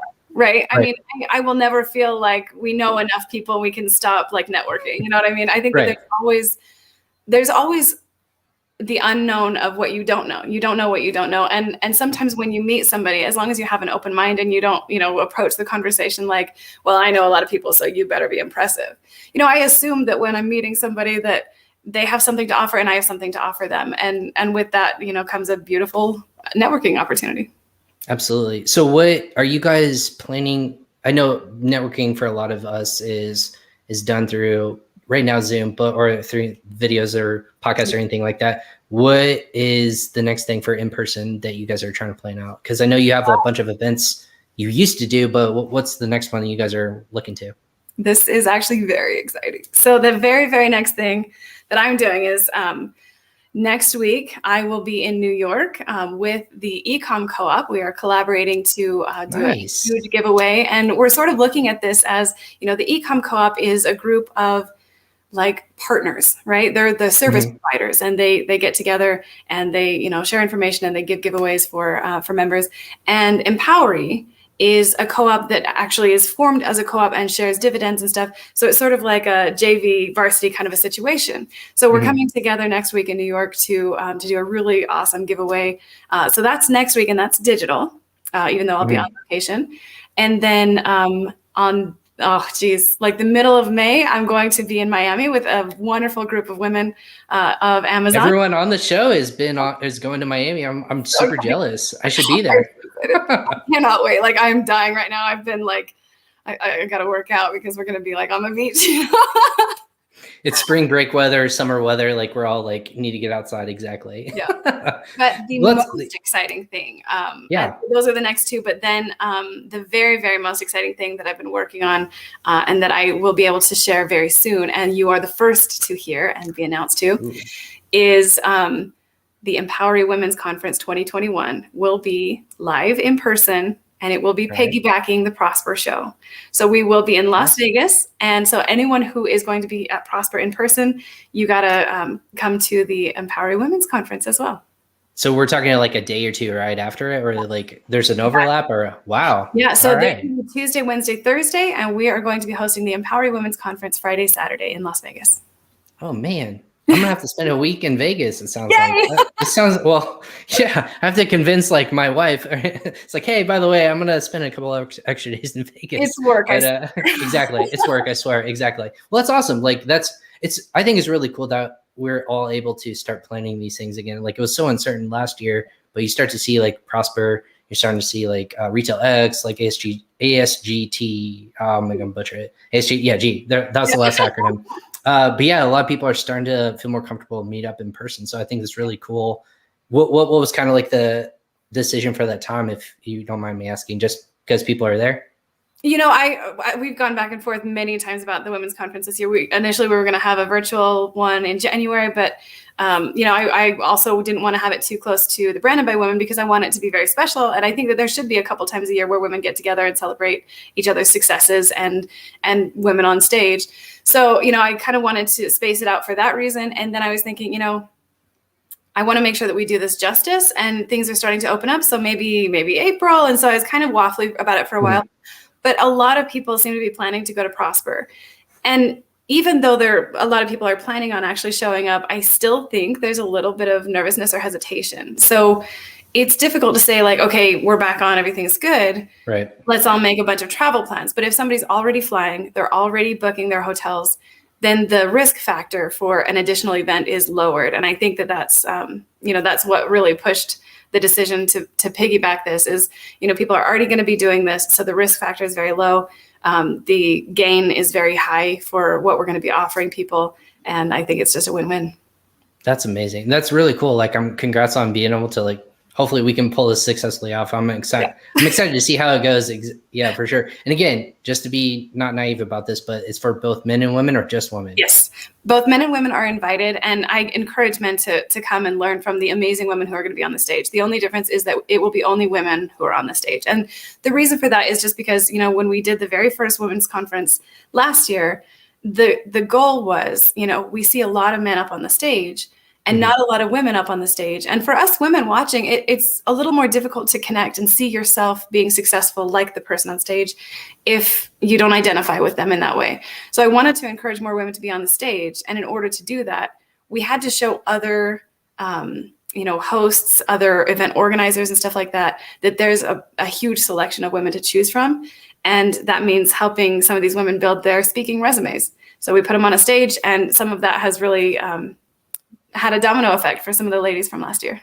That's amazing. Well, I'm excited to hear more about that. Well, thanks for sharing that today on Crossover Commerce. Like, send me the details so we can promote it on our end. And yeah, that sounds like an exciting week. Let's call it the week of e-commerce and whatnot. And you had mentioned the e-com co-op, which also PingPong is a part of. We're one of the first people to hop on and say yes to. We're all part of Empowery. We believe in partnerships across all channels. So thanks for hopping on. Again, if people aren't a member, how can they find out or learn more information for either one or for you guys? Yeah, so right now we're building the page so that everyone has the countdown and everything for the women's conference, but you will be able to go to empowery.com and look at the event page for that shortly and get the updates there. As well as any information you would like to know about Empowery. If you go to empowery.com, there's a join button right at the top. And I really do encourage everyone to learn more about it, because it's the way to get your voice heard in e-commerce. There is no other organization like ours. And I'll tell you right now, I was just meeting with some of our finance team, and we have tens of thousands of dollars that we are not issuing checks for, because these people who we are, you know, gathering cash back from our partners, they're not shareholding members. So these people could be getting checks back for the services they're using for e-commerce, like PPC and foreign exchange, right? Like, these people should be getting a big check for the stuff that they're doing, and they're not. So I encourage everyone to take a look and see how they can be earning money back when they are doing business, because any edge that you have for your business is an edge up over your competition. Absolutely. Well, hey, thank you so much for hopping on and answering my call to people who I wanted on the show. You were definitely one of the people I thought would fit this, and it was just amazing to have you speak on that. And thanks for again hopping on earlier. We need to get you guys back on again too. Let's talk about more of the events in the future as it gets a little bit closer. July. And congratulations on your 100th episode. Whatever you need, we're always thank you so much. No, I appreciate it. Thank you so much, Melissa, for hopping on and have a good weekend, and we'll catch you next time. Awesome. Thank you, Melissa from Empowery. Again, that was our guest number 7. This episode of number 100 of Crossover Commerce, presented by PingPong Payments. Again, I want to bring on 10 guests to share a tip. I call it my 10 by 10 episode, 10 guests sharing tips in order to give you guys another leg up on the business moving forward for the rest of the year. I have just an amazing Rolodex of people. I call it a Rolodex. For people who don't know what a Rolodex is, my contact list in e-commerce, if you will, on my phone or my digital a digital address book, if you will. But let's keep things rolling. My next guest is actually the only Sajag Agarwal from Movley. He and his team are doing so many great things in terms of quality inspections, but also has a lot of cool projects in the works in terms of making sure that you're profitable and making sure that, goods right now, logistics and supply chain is just a nightmare right now. We talked about that yesterday on our 99th episode, but I just want to bring him on to kind of give his perspective on what's going on and what's new with him. So, Jug, what's going on, man? How are you? Hey, Ryan, I'm doing good. How about you? Man, I'm doing all right. We're making it through this episode. I'm about an hour and a half in, but I'm jazzed for everyone who's remaining coming on. So thanks for hopping on again on a Friday. Where are you at? You're in Chicago still, or where are you based in right now? Yeah, so I'm a little bit of a gypsy, so I'm always kind of traveling to new places. Right now, I'm actually in Indianapolis, so a little bit. No way. Are you here in my city? Yeah, I'm nearby. Yeah, I should throw it. And you didn't tell me? Yeah, it's a little bit of a last minute thing, but definitely, I'm gonna have to hit you up. You're gonna have to meet up for lunch or something. Yeah, man. How long are you here? Just about a week or two. So I'm gonna be leaving in a couple of days. All right. Yeah. Well, this is news to me. Everyone, look, shocked face. If you're listening to this, my face is shocked right now. But hey, man, that's awesome. Because you're moving all over. There's so many cool things going on with Movley. You guys you're hiring some full-time people right now, which means growth, which means there's so much going on in your industry, which is quality inspections, logistics. I mean, the whole shebang. What's been new since we last talked to you on the show? Yeah, so I mean, a lot of memes on the Suez Canal, that's for sure. So your day was spent doing those, right? That was all your content creator, right? Yes, that was behind the scenes. Every single meme you saw on the internet, that's for me. I figured as much. It sounded like you. But yeah, shipping delays have been crazy. We've had, I got an email actually this morning from First Choice Shipping, and they were saying that they have to book containers 3 weeks out for shipping right now. And then just like Mina was saying on the call just a few minutes ago about like the port in Long Beach being completely backed up. There's like news articles. It's like in mainstream news how backed up the ports are, which is crazy because exactly. And like normal consumers don't give a crap about like how backed up the ports are. But the fact is making it on mainstream news just kind of tells you how much of an issue that is. So it's just been kind of all over the place. Big mess. We've seen storage limits on Amazon with COVID and everything, and that's been changing up. Fortunately, that's been getting a little bit better. And also on the funding perspective, we've seen a lot of crazy roll-ups coming out. So we've actually started working with a lot of roll-ups recently, and a lot of new ones that are up and coming, especially. So really interesting to see that a lot of people in the industry are starting to talk more about mergers and acquisitions, selling your e-commerce business, and building your e-com business to sell instead of just running for the long term. And Mina was also talking a little bit about that. So we're sponsoring his project Neuro, which is super, super exciting. And, they're talking about building a brand, building it outside of Amazon, using Amazon as a sales channel. And that's really interesting. It's, that's kind of the future that e-commerce has kind of panned out for us. That's awesome. So, I mean, there's so much things. Like I spent an hour yesterday just talking about like what's broken in the space.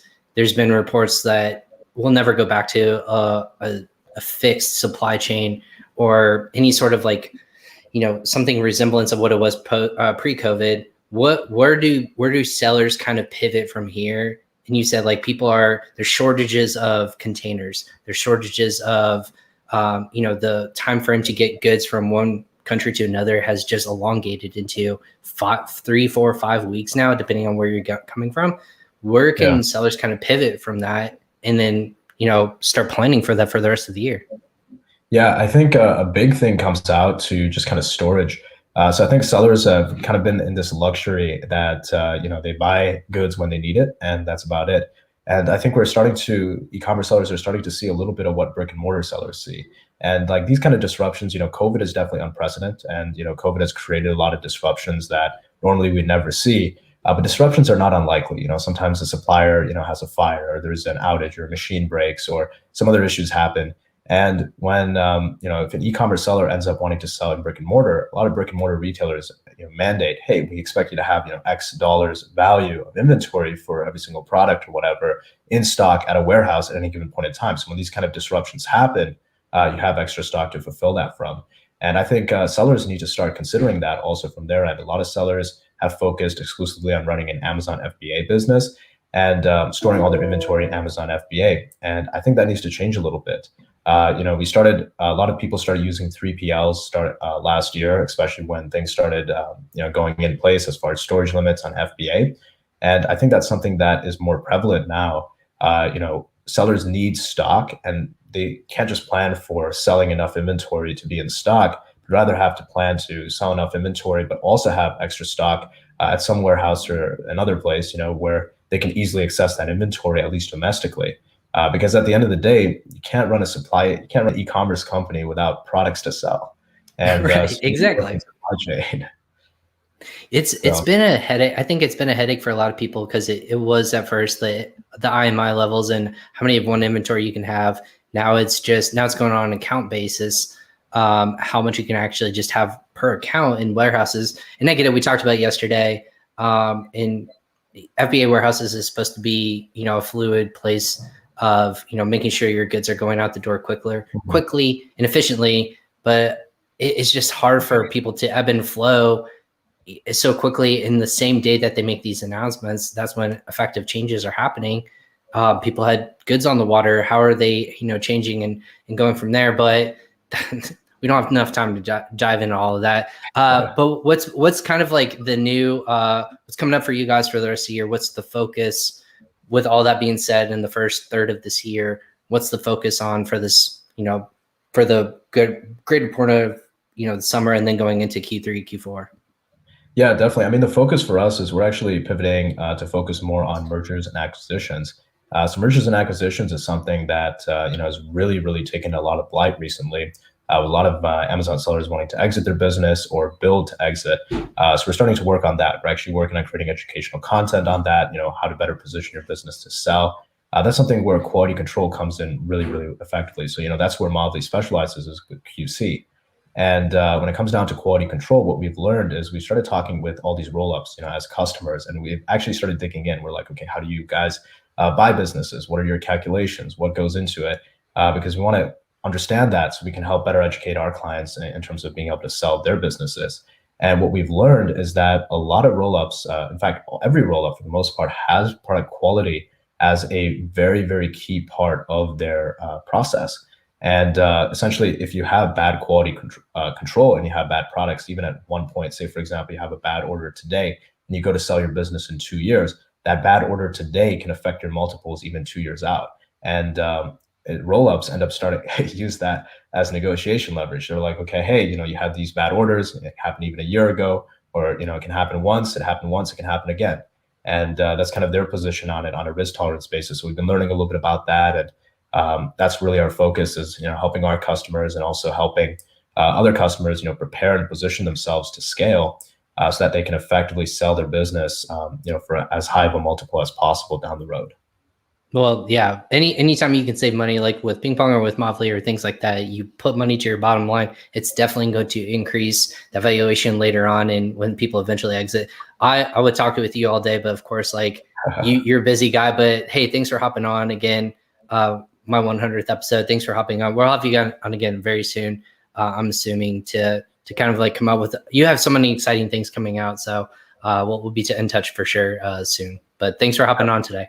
Definitely. Thanks so much for having me on, Ryan, and congrats on your 100th episode. Hey man, thanks. I appreciate it. Come for again. Hey, don't you have to reach out to me because you're in the freaking same city as me. This doesn't happen, guys. Midwest, no one comes through here. This is a big deal for me. So make sure you reach out. We'll be in touch soon. I'll ping you soon. All right. Thanks, man. All right. Awesome. Thanks, Sajag. Again, from Movley, make sure that you're investing in your quality control because again, we're talking about logistics 2 years away. If you're going to exit your business, you want to make sure your quality is perfect because if you're not investing in yourself now, just like brands, just like building any sort of traffic to your listing, it's going to affect yourself down the road. So make sure that you check them out. Doing awesome stuff over there, Movley. So thanks again for Jug for coming on. And I can't believe he didn't even tell me he's in the same city as I am. I'm a little peeved by that, but hey, it is what it is. We'll make sure we have him on. Anyways, to move on, a couple more guests. Again, we have my number 9 guest from BetterAMS. She's just crushing it as co-founder of BetterAMS, doing just so many different things and thought leaderships on the advertising Amazon PPC space as well as DSP. Just someone who can bring a gun to a knife fight is what I want to say. Like that's how I would bring her knowledge to any sort of conversation that I'm at with her in terms of her expertise. So Destaney Wishon from BetterAMS, welcome to Crossover Commerce. What's up? Hello. Congratulations. Yeah. Hey, thank you so much. I don't know where time went, but shoot, this year's been weird. So it is what it is. 100 snuck up on me, but thanks for hopping on today. Of course. I laughed out loud when you said bringing a gun to a knife fight. That's what you do though. And if people haven't heard you talk, you bring so much like in-depth knowledge, and I don't know where you store it all because it's always something new in a different way and applies to literally every topic that you're talking on. So it's unreal and uncanny how much you store up there. I can't believe it's just Amazon ad knowledge. That's it. You guys know everything else. I just cover the ad piece. Well, but that's cool. That's cool. And why you guys are so successful, because that's what you're specializing in. So for BetterAMS, what did you guys see, or you specifically, what did the first third of this year kind of teach you? And then how are you, because you guys had a getaway or something like that in Miami, like a mastermind, I'm assuming for business growth and opportunity, what you guys are seeing, right? We did. It was a Q1 catch up, Q2 planning session. And, a lot of it was just around how competitive the space is right now. So, we've talked about supply chain, and we've talked about the impacts it's had on the Amazon business, and kind of a second order consequence of all that and everything with COVID has just been everyone throwing their budgets at Amazon. So, retail and brick and mortar saw this major slowdown. So people shifted a bunch of budgets over. They started pouring everything they have into .com. So Amazon has been incredibly competitive. Like it's been insane. I was going to say, you guys are probably seeing like all this money being thrown your way. But that being said, we saw this evolution. It was cool. I saw on Marketplace Pulse, they made this specific highlight that all these organic placements on your product listing have almost disappeared, besides maybe one spot now is frequently bought by section, but everything else is an ad. That being said, what's your take on how Amazon's now this ad centric platform? Is it lose value, or does it emphasize and make you does it make you want to spend more money? Like what is your take on that? So yesterday I actually posted a really quick video on my story, and there were 16 placements above the number one organically ranked product on page 1. 16. Are you kidding me? It was a headline search ad, a sponsored brands video directly below the headline search ad, editorial recommendations below that, Amazon's choice badge for product carousel below that, 4 sponsored product placements, 2 display ads, all before the number one organically ranked product. Which, on one hand, it's like, hey, we're diversifying ad spend by creating more ad placements. So everyone that's spending, has more ad inventory. So it's maybe less competitive per placement. So that's like kind of cool. But at the end of the day, it's almost too much. From a consumer, I get like most of the time, they don't even know the difference in a sponsored product placement and organic placement. But holy crap, that is a lot going on. And it kind of devalues your organic placements. That's for sure. This is probably my, Thanks, I have Rhonda. to show this right now. Rhonda Destaney is an atomic bomb in a fist fight. And then Rob, who's going to come on here shortly, PPC Queen, she rocks. That cracked me up. I couldn't not share that with everyone. So atomic bomb in a fist fight. I can't believe, and that's, I've heard it from a couple of people. Do you think that Amazon swings that back organically? Like they'll start taking away then once that kind of like resets itself, almost like inflation, right? Like you have to reset itself eventually, I'm assuming, right? I would assume so. I don't think they want to go the direction of being completely pay to play. I think that kind of completely changes their whole 3P marketplace focus of being a platform for anyone and everyone. But it's honestly probably a good thing as well, because, the last 5 years, it's been a free-for-all on Amazon. Anyone and everyone could start a company. They could create products. You could type in purple pin, which is a product that's like, everyone knew what a purple pin was. And now you have 100,000 different variations of purple pin. Is it needed? I don't know. Is that benefiting the consumer having that many options? I don't know. Maybe it does make sense to make it a little bit more pay to play. It's the same thing as any retail store. There's limited amount of shelf space. Right. So, because, and that's why you didn't see like mom and pop stuff like fitting on those spaces. You saw people who had the dollars to play and, buy that space basically. That's an interesting, I like that analogy of, there's only so much limited shelf space. So so we just elevated the barrier to entry. We're elevating the barrier to be successful on Amazon. Who does this benefit ultimately? Is just people with money, and that's kind of the e-commerce way now? Or is it we're going to have to get more creative with how we start brands on Amazon and launch products? I think we have to get more creative. I don't think it's a bad thing. I don't think everyone needs 100 different variations of a purple pin with no differentiation. I think agree it with forces that. people to create better products, and it creates people to find their ideal audience. I mean, we have unlimited platforms to connect with the right amount of people. We could have TikTok, Instagram, Facebook, all of these platforms to truly build an audience. The actual platform they're purchasing on does not have to be tied to our customer base. And, I'm not speaking in my lane here per se, just speaking from 5 years of doing nothing but Amazon advertising. So I think there's still opportunity. It's just not as easy, which isn't always a bad thing. Right.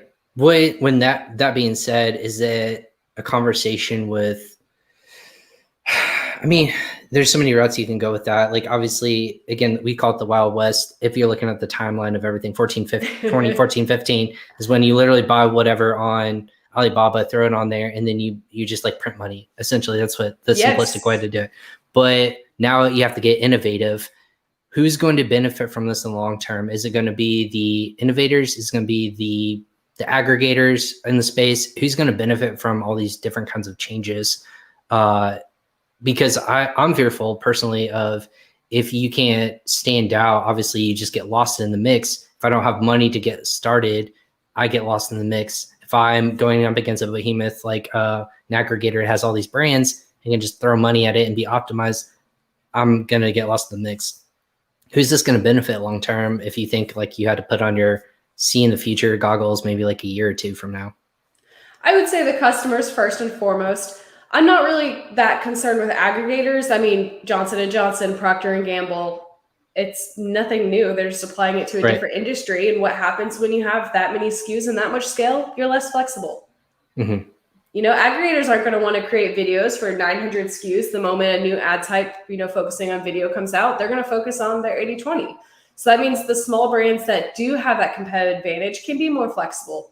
They can use those different audience insights. They can test, different markets super quickly. So if I had like any advice, it would be to continue testing and being creative and being flexible. Those are the people I think are still going to win. Not the people that are trying to make quick cash.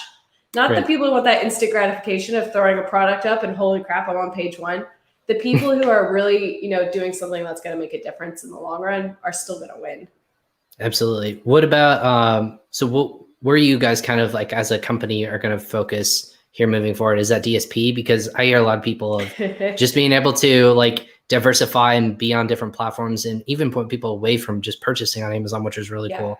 I think that's a fascinating concept that Amazon's really kind of diving into and leaning into, if you will. What's that focus for you guys? You're very familiar with what our focus has been and kind of the brands we work with. And it is typically brands are doing scale.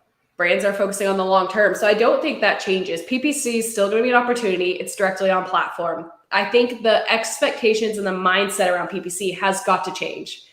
I hate nothing more than seeing a screenshot in the groups of look at my 10% ACOS and how fantastic I'm doing. That's not what should maybe be expected. I mean, there's times in your cash flow where you should probably be a little bit more profitability focused, but at the end of the day, it's about being on page one. It's about brand awareness. The same brands that are paying for end cap because of the increase in foot traffic and visibility to the product, that's the kind of mindset you need to have with Amazon ads. You're getting your product in front of people. So I think that the expectations is something we're working on, educating the market on why Amazon ads is amazing. And DSP, of course, is amazing because you're allowed to diversify spend. I know you are too. I'm a big data nerd, and I love it when you can get super granular and targeted specifically. Because we had Joe Sheelan of, we had Joe Sheelan on when we were talking about it. Yeah, Advance. So too many companies with ad in it, and the company are rattling around up there. But when he was talking about how granular you can get and put them in different flows, it reminds me of like almost a ManyChat-esque kind of like where in the flow you can capture people and point them into the direction, because targeting is super key, as you know. I'm super excited to see how they continue to do that with data that they're pouring in from your Prime membership, but also the other Amazon platforms through voice. You always talk about voice. I feel like no one else talks about voice shopping, but you, when I'm reading online, and it's funny that you were talking about like asking reviews or something like that the other day. Yes. Alexa just prompted you to leave a review. Is that true? Yes, I would say it now, but she will literally like start talking. She asks me for ratings probably once or twice a week on my products, and it annoys the crap out of me. So I just throw out a rating. It's like perfect. Is that an ad function, or is that Amazon's functionality that does that? Because it'd be interesting if it was an ad. I believe. Okay. They are running it with a DSP. So frequently you'll be shopping on Amazon, you'll see an ad that says device. Like she will go off and it's going to be annoying, but it'll say device, ask for specific product, add to cart. And that's a DSP creative that you're testing, because you can build custom creatives for whatever stage of the funnel you're in. So people are utilizing that voice aspect. Mm-hmm. I don't love voice now and its capabilities, but it is going to get to that point. It's incredibly easy to be walking around and try to order something, especially if you've already ordered it. I'm super forgetful, and I just yell out to the ether. I would like add this to my notes or something like that, and Yes. it's Google. So it's going to be like purchasing, and my son's going to inevitably hear it and start purchasing. I'm a credit. What the hell is all this stuff? You can't order all this stuff. And he goes, but Google told me I could. Oh, yeah, I'm very scared of that. It's happened to me already. My mom jacked around with it one day and signed me up for Amazon Music, and 16 months later, I'm still a member, so it worked. Hey, there you go. Yeah, they're going to be ultra specific, and they're like, you don't want to cancel that. You're good. You're good to go. Hey, we're going to get a one-on-one episode here shortly with you. I know you hopped on one of our roundtables, which was awesome. But for you guys, what's like the next thing for you? Are you speaking at events? Like, what's the next thing on your agenda, if you will? Speaking at a lot of events, I think I have like 5 webinars or podcasts coming up just in like the next 12 days. So it's going to be super You sound like crazy. Me. You sound like me, man. Oh my gosh. You're one of the best in the space. That's why everyone asks you to jump on. Thank you. This has been amazing. Well, you guys keep up the good work, because you guys are growing as a company. So that's fantastic. Any type of growth is always a plus, and I think for businesses. So continue the good work. We'll have to catch each other in person at one of these events. I don't know. So that's a lot of events, man. Yeah. Well, a lot of people are saying Prosper. That's the 1 week my son doesn't have camp. So I'm going to have to rethink this when everyone's going to Prosper. So I know. But hey, thanks for hopping on again this episode. So I appreciate your time, and have a good weekend. Thank you. And congratulations. Awesome. Thank you. Yeah, awesome. Thanks, Destaney.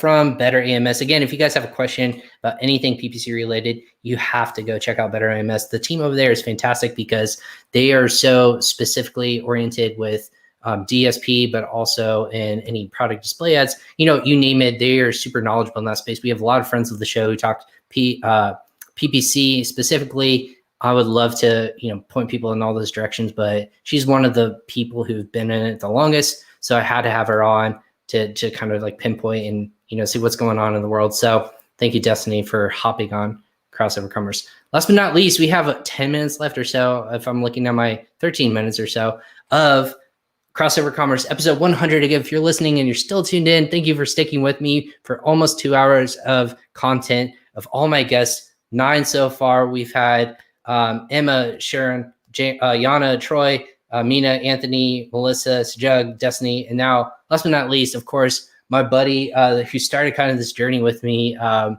really excited to bring him on, because it was an idea I threw off, and he kind of pushed me in the right direction to get going on this show and start reaching out to people. He has had multiple different podcasts. He's had multiple different companies he's worked for, sold online, YouTube expert, all this kind of stuff that I always ask him for advice. Been almost like a mentor. Been very much like a mentor to me. But we've never met in person. Guys, this is the weirdest thing about freaking e-commerce and the digital space we live in.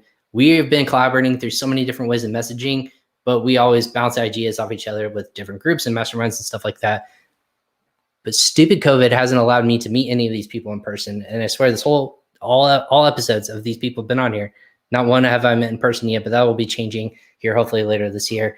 Last but not least, coming on the show, Rob Stanley. Rob, what is going on, my man? How are you?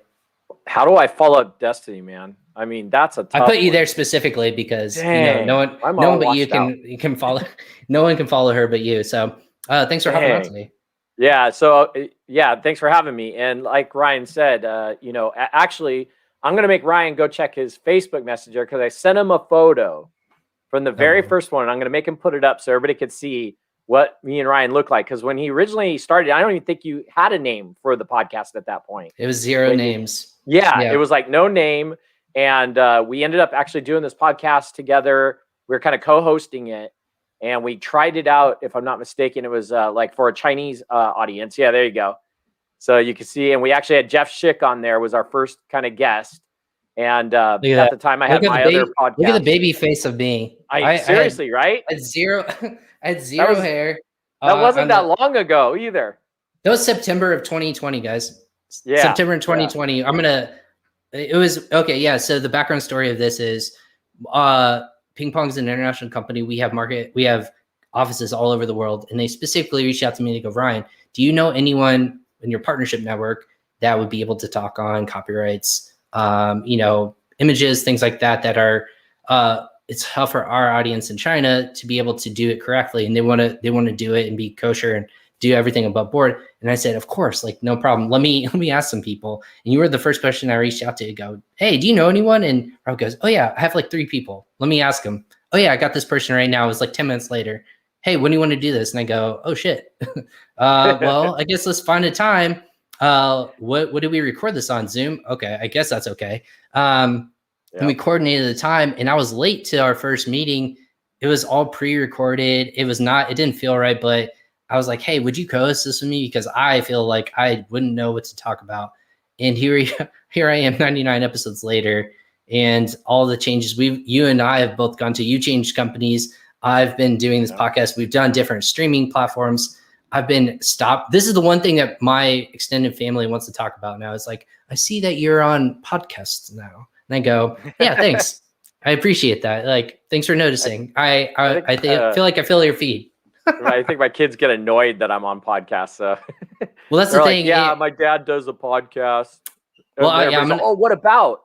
Oh, about Amazon. None of my kids' friends care that I do a podcast about Amazon. That's the thing. This is the beauty about podcasts in general, and this is what I've learned. We're not in the popular section of podcasts online. People are searching for murder mysteries and business tips, but they're not listening to tips on e-commerce specifically. That's okay. Exactly. This is the space I live in and you live in. So but yeah, man, I haven't had you out on as a official guest. But you were on the first episode. I was looking back through all the episodes because I had to go back a while to find the one where I could grab that screen capture. And I was sitting there and I was going, oh, crap. I've never actually been a guest on Ryan's show. You yourself have never been on a guest on my show. No. We talk almost every day, but you never been a guest on my show. Yeah, I facilitated people to be on your show. Like, hey, you should talk to this person. Ryan and I always do this, right? We always help each other out. Like, hey, you should have this person on. Or, hey, you have this person on. Or, let's get this person on. And we talk probably daily. I think there's a daily message going back and forth of something, and it's always just back and forth on, what's going on with e-commerce or something, big popped up or somebody made a big announcement. But I've never life been in general. On the show. Pretty sure I've yelled at you. Yeah, I've yelled at you about certain stuff, and you've yelled at me. But that's okay. That's our relationship. But that's what I was saying. I think it's weird. But you were mentioning not getting to meet people, and we're going to though. Prosper, we're gonna probably line that up. We're gonna get to meet. We're gonna get to meet. Destiny's gonna be there.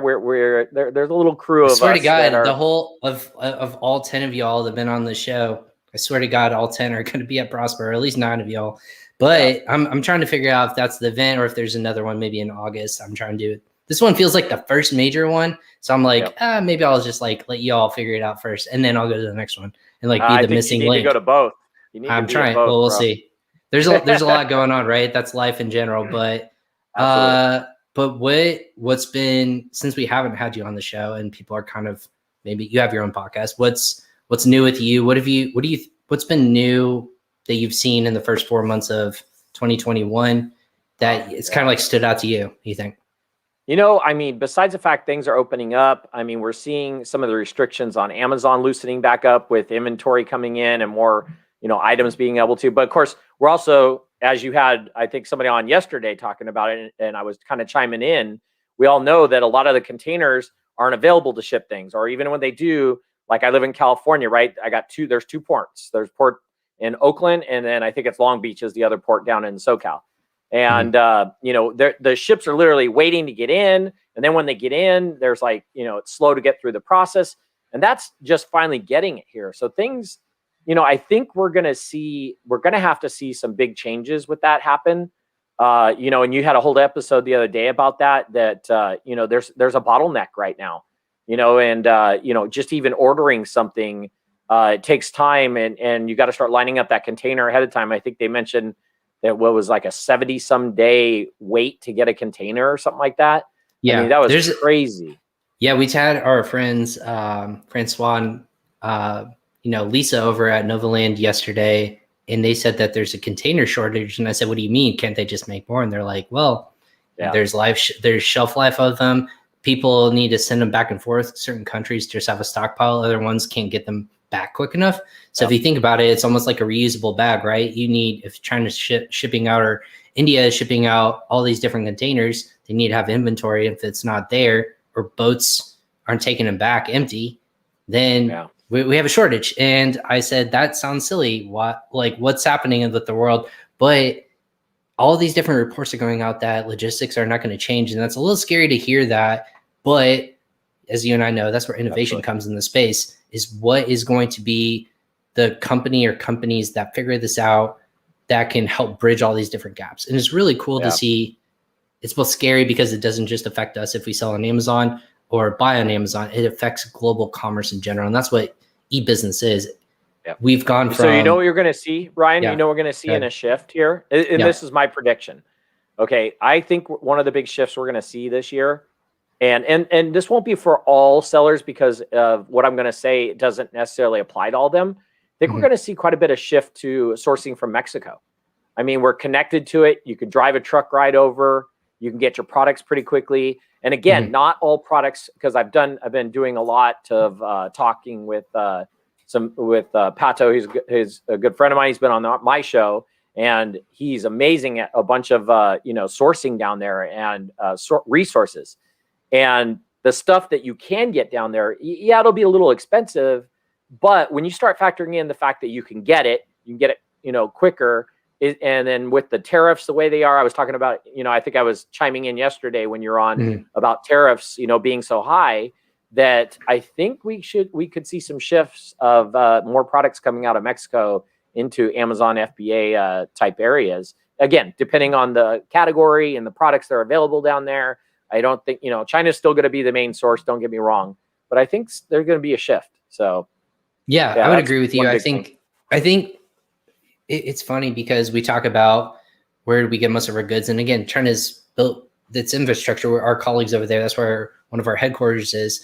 There's just so much, there's so many sellers, there's so many different brands and that are emerging from there because they have access to all this capital because they've invested into it over the course of decades. But you're starting to see like India emerge. You're starting to see like all these other countries emerge in terms of where you can get your goods from. Even the United States, I think a lot of people are trying to shift to how can I get things locally here, but then also put it together in different places. So I'm not just solely dependent on one country, which again, diversification is number one and key in being a successful brand. Because we saw it in 2020. Here's another thing. Here's another thing we're going to see. We're going to see prices go up. Yeah. Okay. I just read this big article the other day talking about, and I know, this is a big one. Everybody needs it, obviously. Toilet paper. Toilet paper has already said they're going to start raising. Yeah, they're going to raise the price up. I think, was it Procter & Gamble? I think is one of the bigger ones who were in the article, and they're just talking about raw goods, the price of raw goods going up, and paper in general, because paper is obviously for toilet paper. But anything in that sort of category that requires some of those raw goods, the price of raw goods are going up. And I mean, I've already seen it since COVID. I mean, I go to the grocery store and it's like what used to cost like $100 in groceries now costs me like $170. It's like, it's up quite a bit. And, which I guess in one way it's like, you got to be a little more careful. Okay, do we really need these? Do we really need this when you go to the grocery store? Because now that bill can get really jacked up. But I don't think we're going to see that change. I think, raw goods and the price of goods coming in and the demand is there. And we're going to definitely, cost of goods. And that's going to happen on Amazon too. we're going to see a lot of these, people who are selling are going to have to raise their prices, to cover, some of those extra costs of not only the shipping costs going up, the raw goods and the material going up. We're going to definitely see that. So that's and another thing. it's not for lack of I said this yesterday. We're not like missing trees or anything like that. It's just the fact that demand. We've gone from luxury now to necessity. All these things that people, even today, the data was, I think Q1, it was a super big spike in terms of profitability for sellers on Amazon in general, just e-commerce in general. We saw this big spike in these past 4 consecutive quarters. We've gone from this threshold of luxury where, I can pay $120, $150 for Prime. That's a luxury. Now it's a necessity. How can I get grocery same day? How can I get my, any sort of like service same day? How can I get my doctor's appointment same day? All online, not just in person. So all those things have shifted from luxury to necessity. And now even business, we're all working from home now, or people might just not go back to in person. All of that stuff is shifting, which is super fascinating to keep an eye on.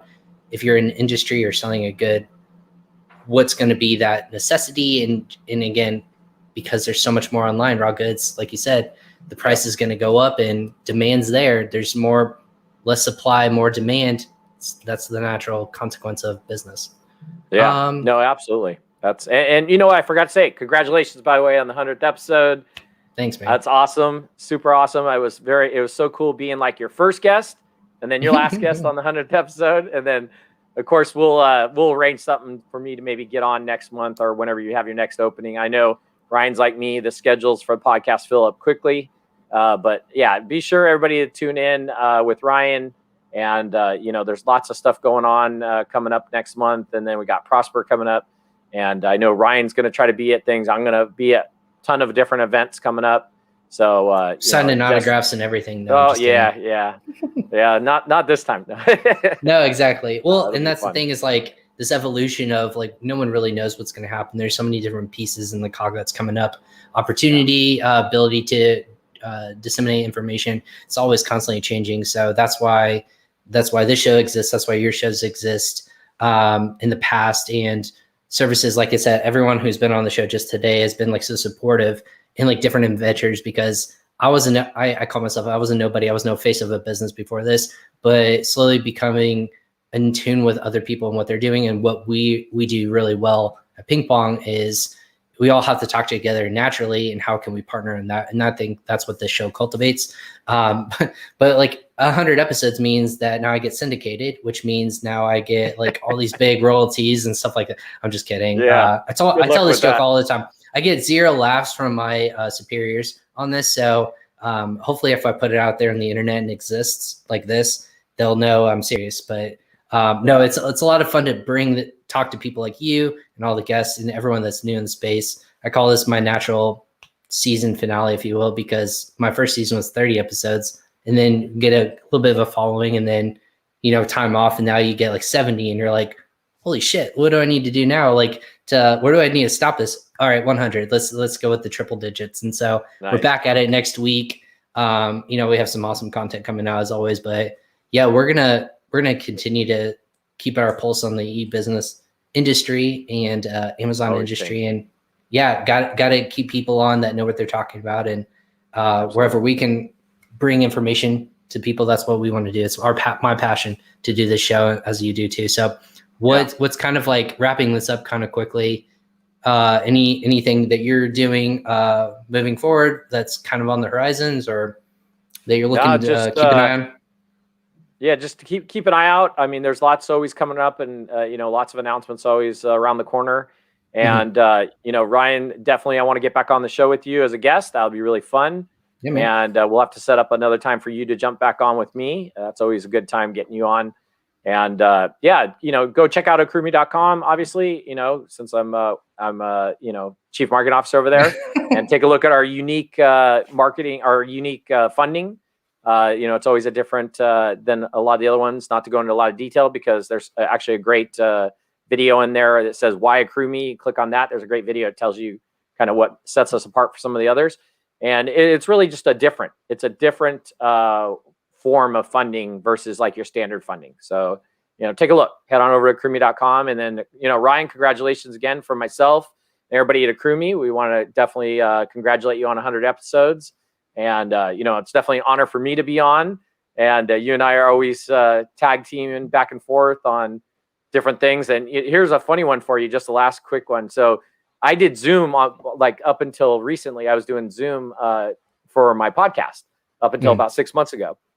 So when I switched over to AccrueMe, I was like, man, I got to do StreamYard. That's so much better. So Ryan, thank you for helping me understand how to use StreamYard. And then, of course, in return, I was always helping Ryan out with his YouTube channel since, I've been doing YouTube for forever, basically. So, yeah, since YouTube was in its infancy, right? Yeah. My claim to fame is I posted the very first take apart video of the iPhone back in 2007. The very first. I iPhone. heard that. I was like, I hope they give you like a medal or some sort of plaque that they do when you get an achievement at YouTube. I hope you get one. The first this. And like, that video has funny. Millions of views on it. Of course, I don't own that business anymore. but you can go look it up. Still raking in that ad money though. no, that went with it. No, when I sold it, that went with it. But yeah, I did. Yeah, when I did have it, there was some good revenue coming from those videos for sure. So awesome, well, congratulations again, Ryan. Hey, I appreciate it, man. Yeah, we'll be in touch soon. Yeah, congrats everything you're doing over there, and we'll be in touch soon. So thanks for hopping on just here on Friday. All right, have a good weekend, everyone. Thanks, man. Awesome. Again, everyone, we finally made it. I was a little over in terms of 5 minutes over my 2-hour frame, but I think it was important to make sure everyone had time to be able to speak and bring their insights on the space. I want to thank everyone who hopped on the show today. All 10 of my guests. Again, I called it my 100 episode, my 10 by 10 episode of, 10 by 10, 10 times 10. No math nerds out there. If you are, give me a thumbs up.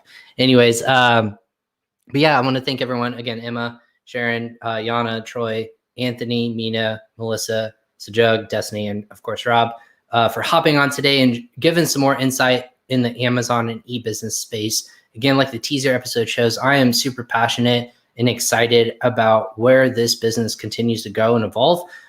What we do here at PingPong is very specific and unique niche and helping people save money, time, and effort and growing their business internationally, whether it's sending money or receiving money in different currencies.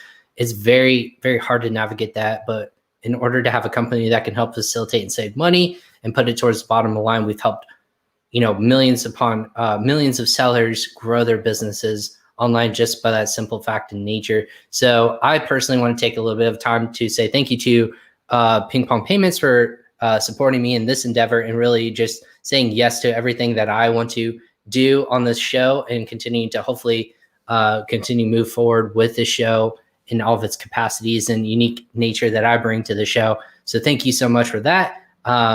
And allow me to have creative freedom with this. I want to thank all my guests who've been on past shows.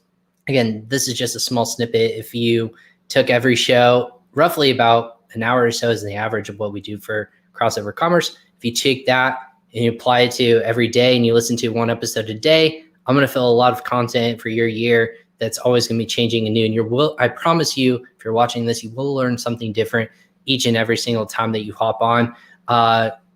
I just kind of wanted to wrap up the show and say this is not something that I joined the company to do. This was something that I was super passionate and kind of evolved into something from nothing. I got this push and I talk about it a little bit here and there on various different shows and episodes, but I'm super thankful for my team that's pushed me and, said, yeah, I think that would be a cool idea. Again, PingPong, I already give a shout out to my marketing team that supported me throughout this whole entire journey.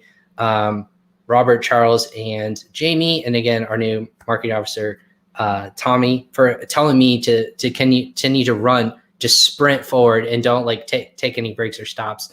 I think a lot of people have told me that it's really hard to do this consistently for as long as 100 episodes inevitably does. We don't do multiple episodes in a day. I've only done that once. And that was a big week for us. 6 episodes is the most I've done in 1 week. But not to pat myself on the back, but to say that if you have a podcast or you have content that you're putting out there as consistent as we are here, continue to move forward, find different ways to get inspired, continue to ask questions to different people in the space, whether you're in e-commerce or you're watching this on Facebook and you're connected with me or friends or family or whatever that might be, or listening to this. continue to run forward and find what moves you, and continue to keep asking questions, because that will bring more content, allow you to ask more questions and wonder why something. Because if this is your first time on the show, you've probably heard it. I ask lots of different questions, and I want to understand the best of my capability so that we're helping you, the listener, right now, no matter where you're at in the world. That's not what this show is focused on. We want to make sure that everyone is going to benefit from this, not just a specific country, region, culture. Everyone's going to benefit from this. That's my hope and my dream. Also, would be remiss if I didn't give a thank you to my wife and my son, who, if you've listened to multiple shows, and my dog. She constantly comes and goes out of my office, working from home full time. Doing this, it is very difficult to juggle family life and home life and professional life, I should say. But I want to thank them specifically for supporting me. I might be asking a bunch of different questions like, oh, that was a great episode, or that one sucked, or whatever. My wife specifically will always be there to listen and hear me vent or just ask questions. Been super supportive. So thank you, honey, for that. Being able to, now she rolls her eyes anytime I say, when she asks what's going on today, she can almost answer and say, you have another podcast, like, when's your podcast today? So I want to thank her for being supportive and always let me do this, depending on what time of day it is. It can be in the morning, or if people are on the other side of the world, it's late at night. So I want to thank her for letting me do this as well. My 6-year-old, who has been super quiet this whole time, so I'm a little worried about that. So hopefully he's not causing mischief, but he's been really great. I do this to show him that anything's possible, and want to be a good role model for him. I think that's why a lot of us in the industry do this, is to inspire someone out there, whether it's other people in the space or just our young ones, that we have them to do that as well. So thank you, Hillary, and thank you, Billy, and thank you, my dog Paris, for not barking often when I'm live on camera. Other couple cool facts. I've only been rescheduled because this is a live show. We've only been rescheduled on twice. So I'm really excited to continue to knock on wood and that be the case. I've had a very great collection of multiple different countries in the world. I wish I could say all of them, but we've had everyone from Scotland to England to Bali to Australia to, everywhere in the United States, South America, Mexico, multiple countries in the world that tune in and will share their knowledge and insights as well. So hopefully we'll continue with breaking records and getting people from all over the world to give insights in their thoughts on Amazon and e-business, because that's beauty. I see the possibilities on Amazon and e-commerce moving forward. I think you guys do too. Otherwise you wouldn't tune in, but I appreciate everyone who either tunes in for 5 minutes or they tune in for 5 hours, which would ultimately, this feels like today. It's just been nonstop, but I wouldn't do it if I wasn't passionate about it. So thank you for this journey so far. I'm really excited to see, the following seasons and what's in the future for this show, myself as a guest. But again, I wouldn't be doing this if people didn't listen, and people do. It's case in point today.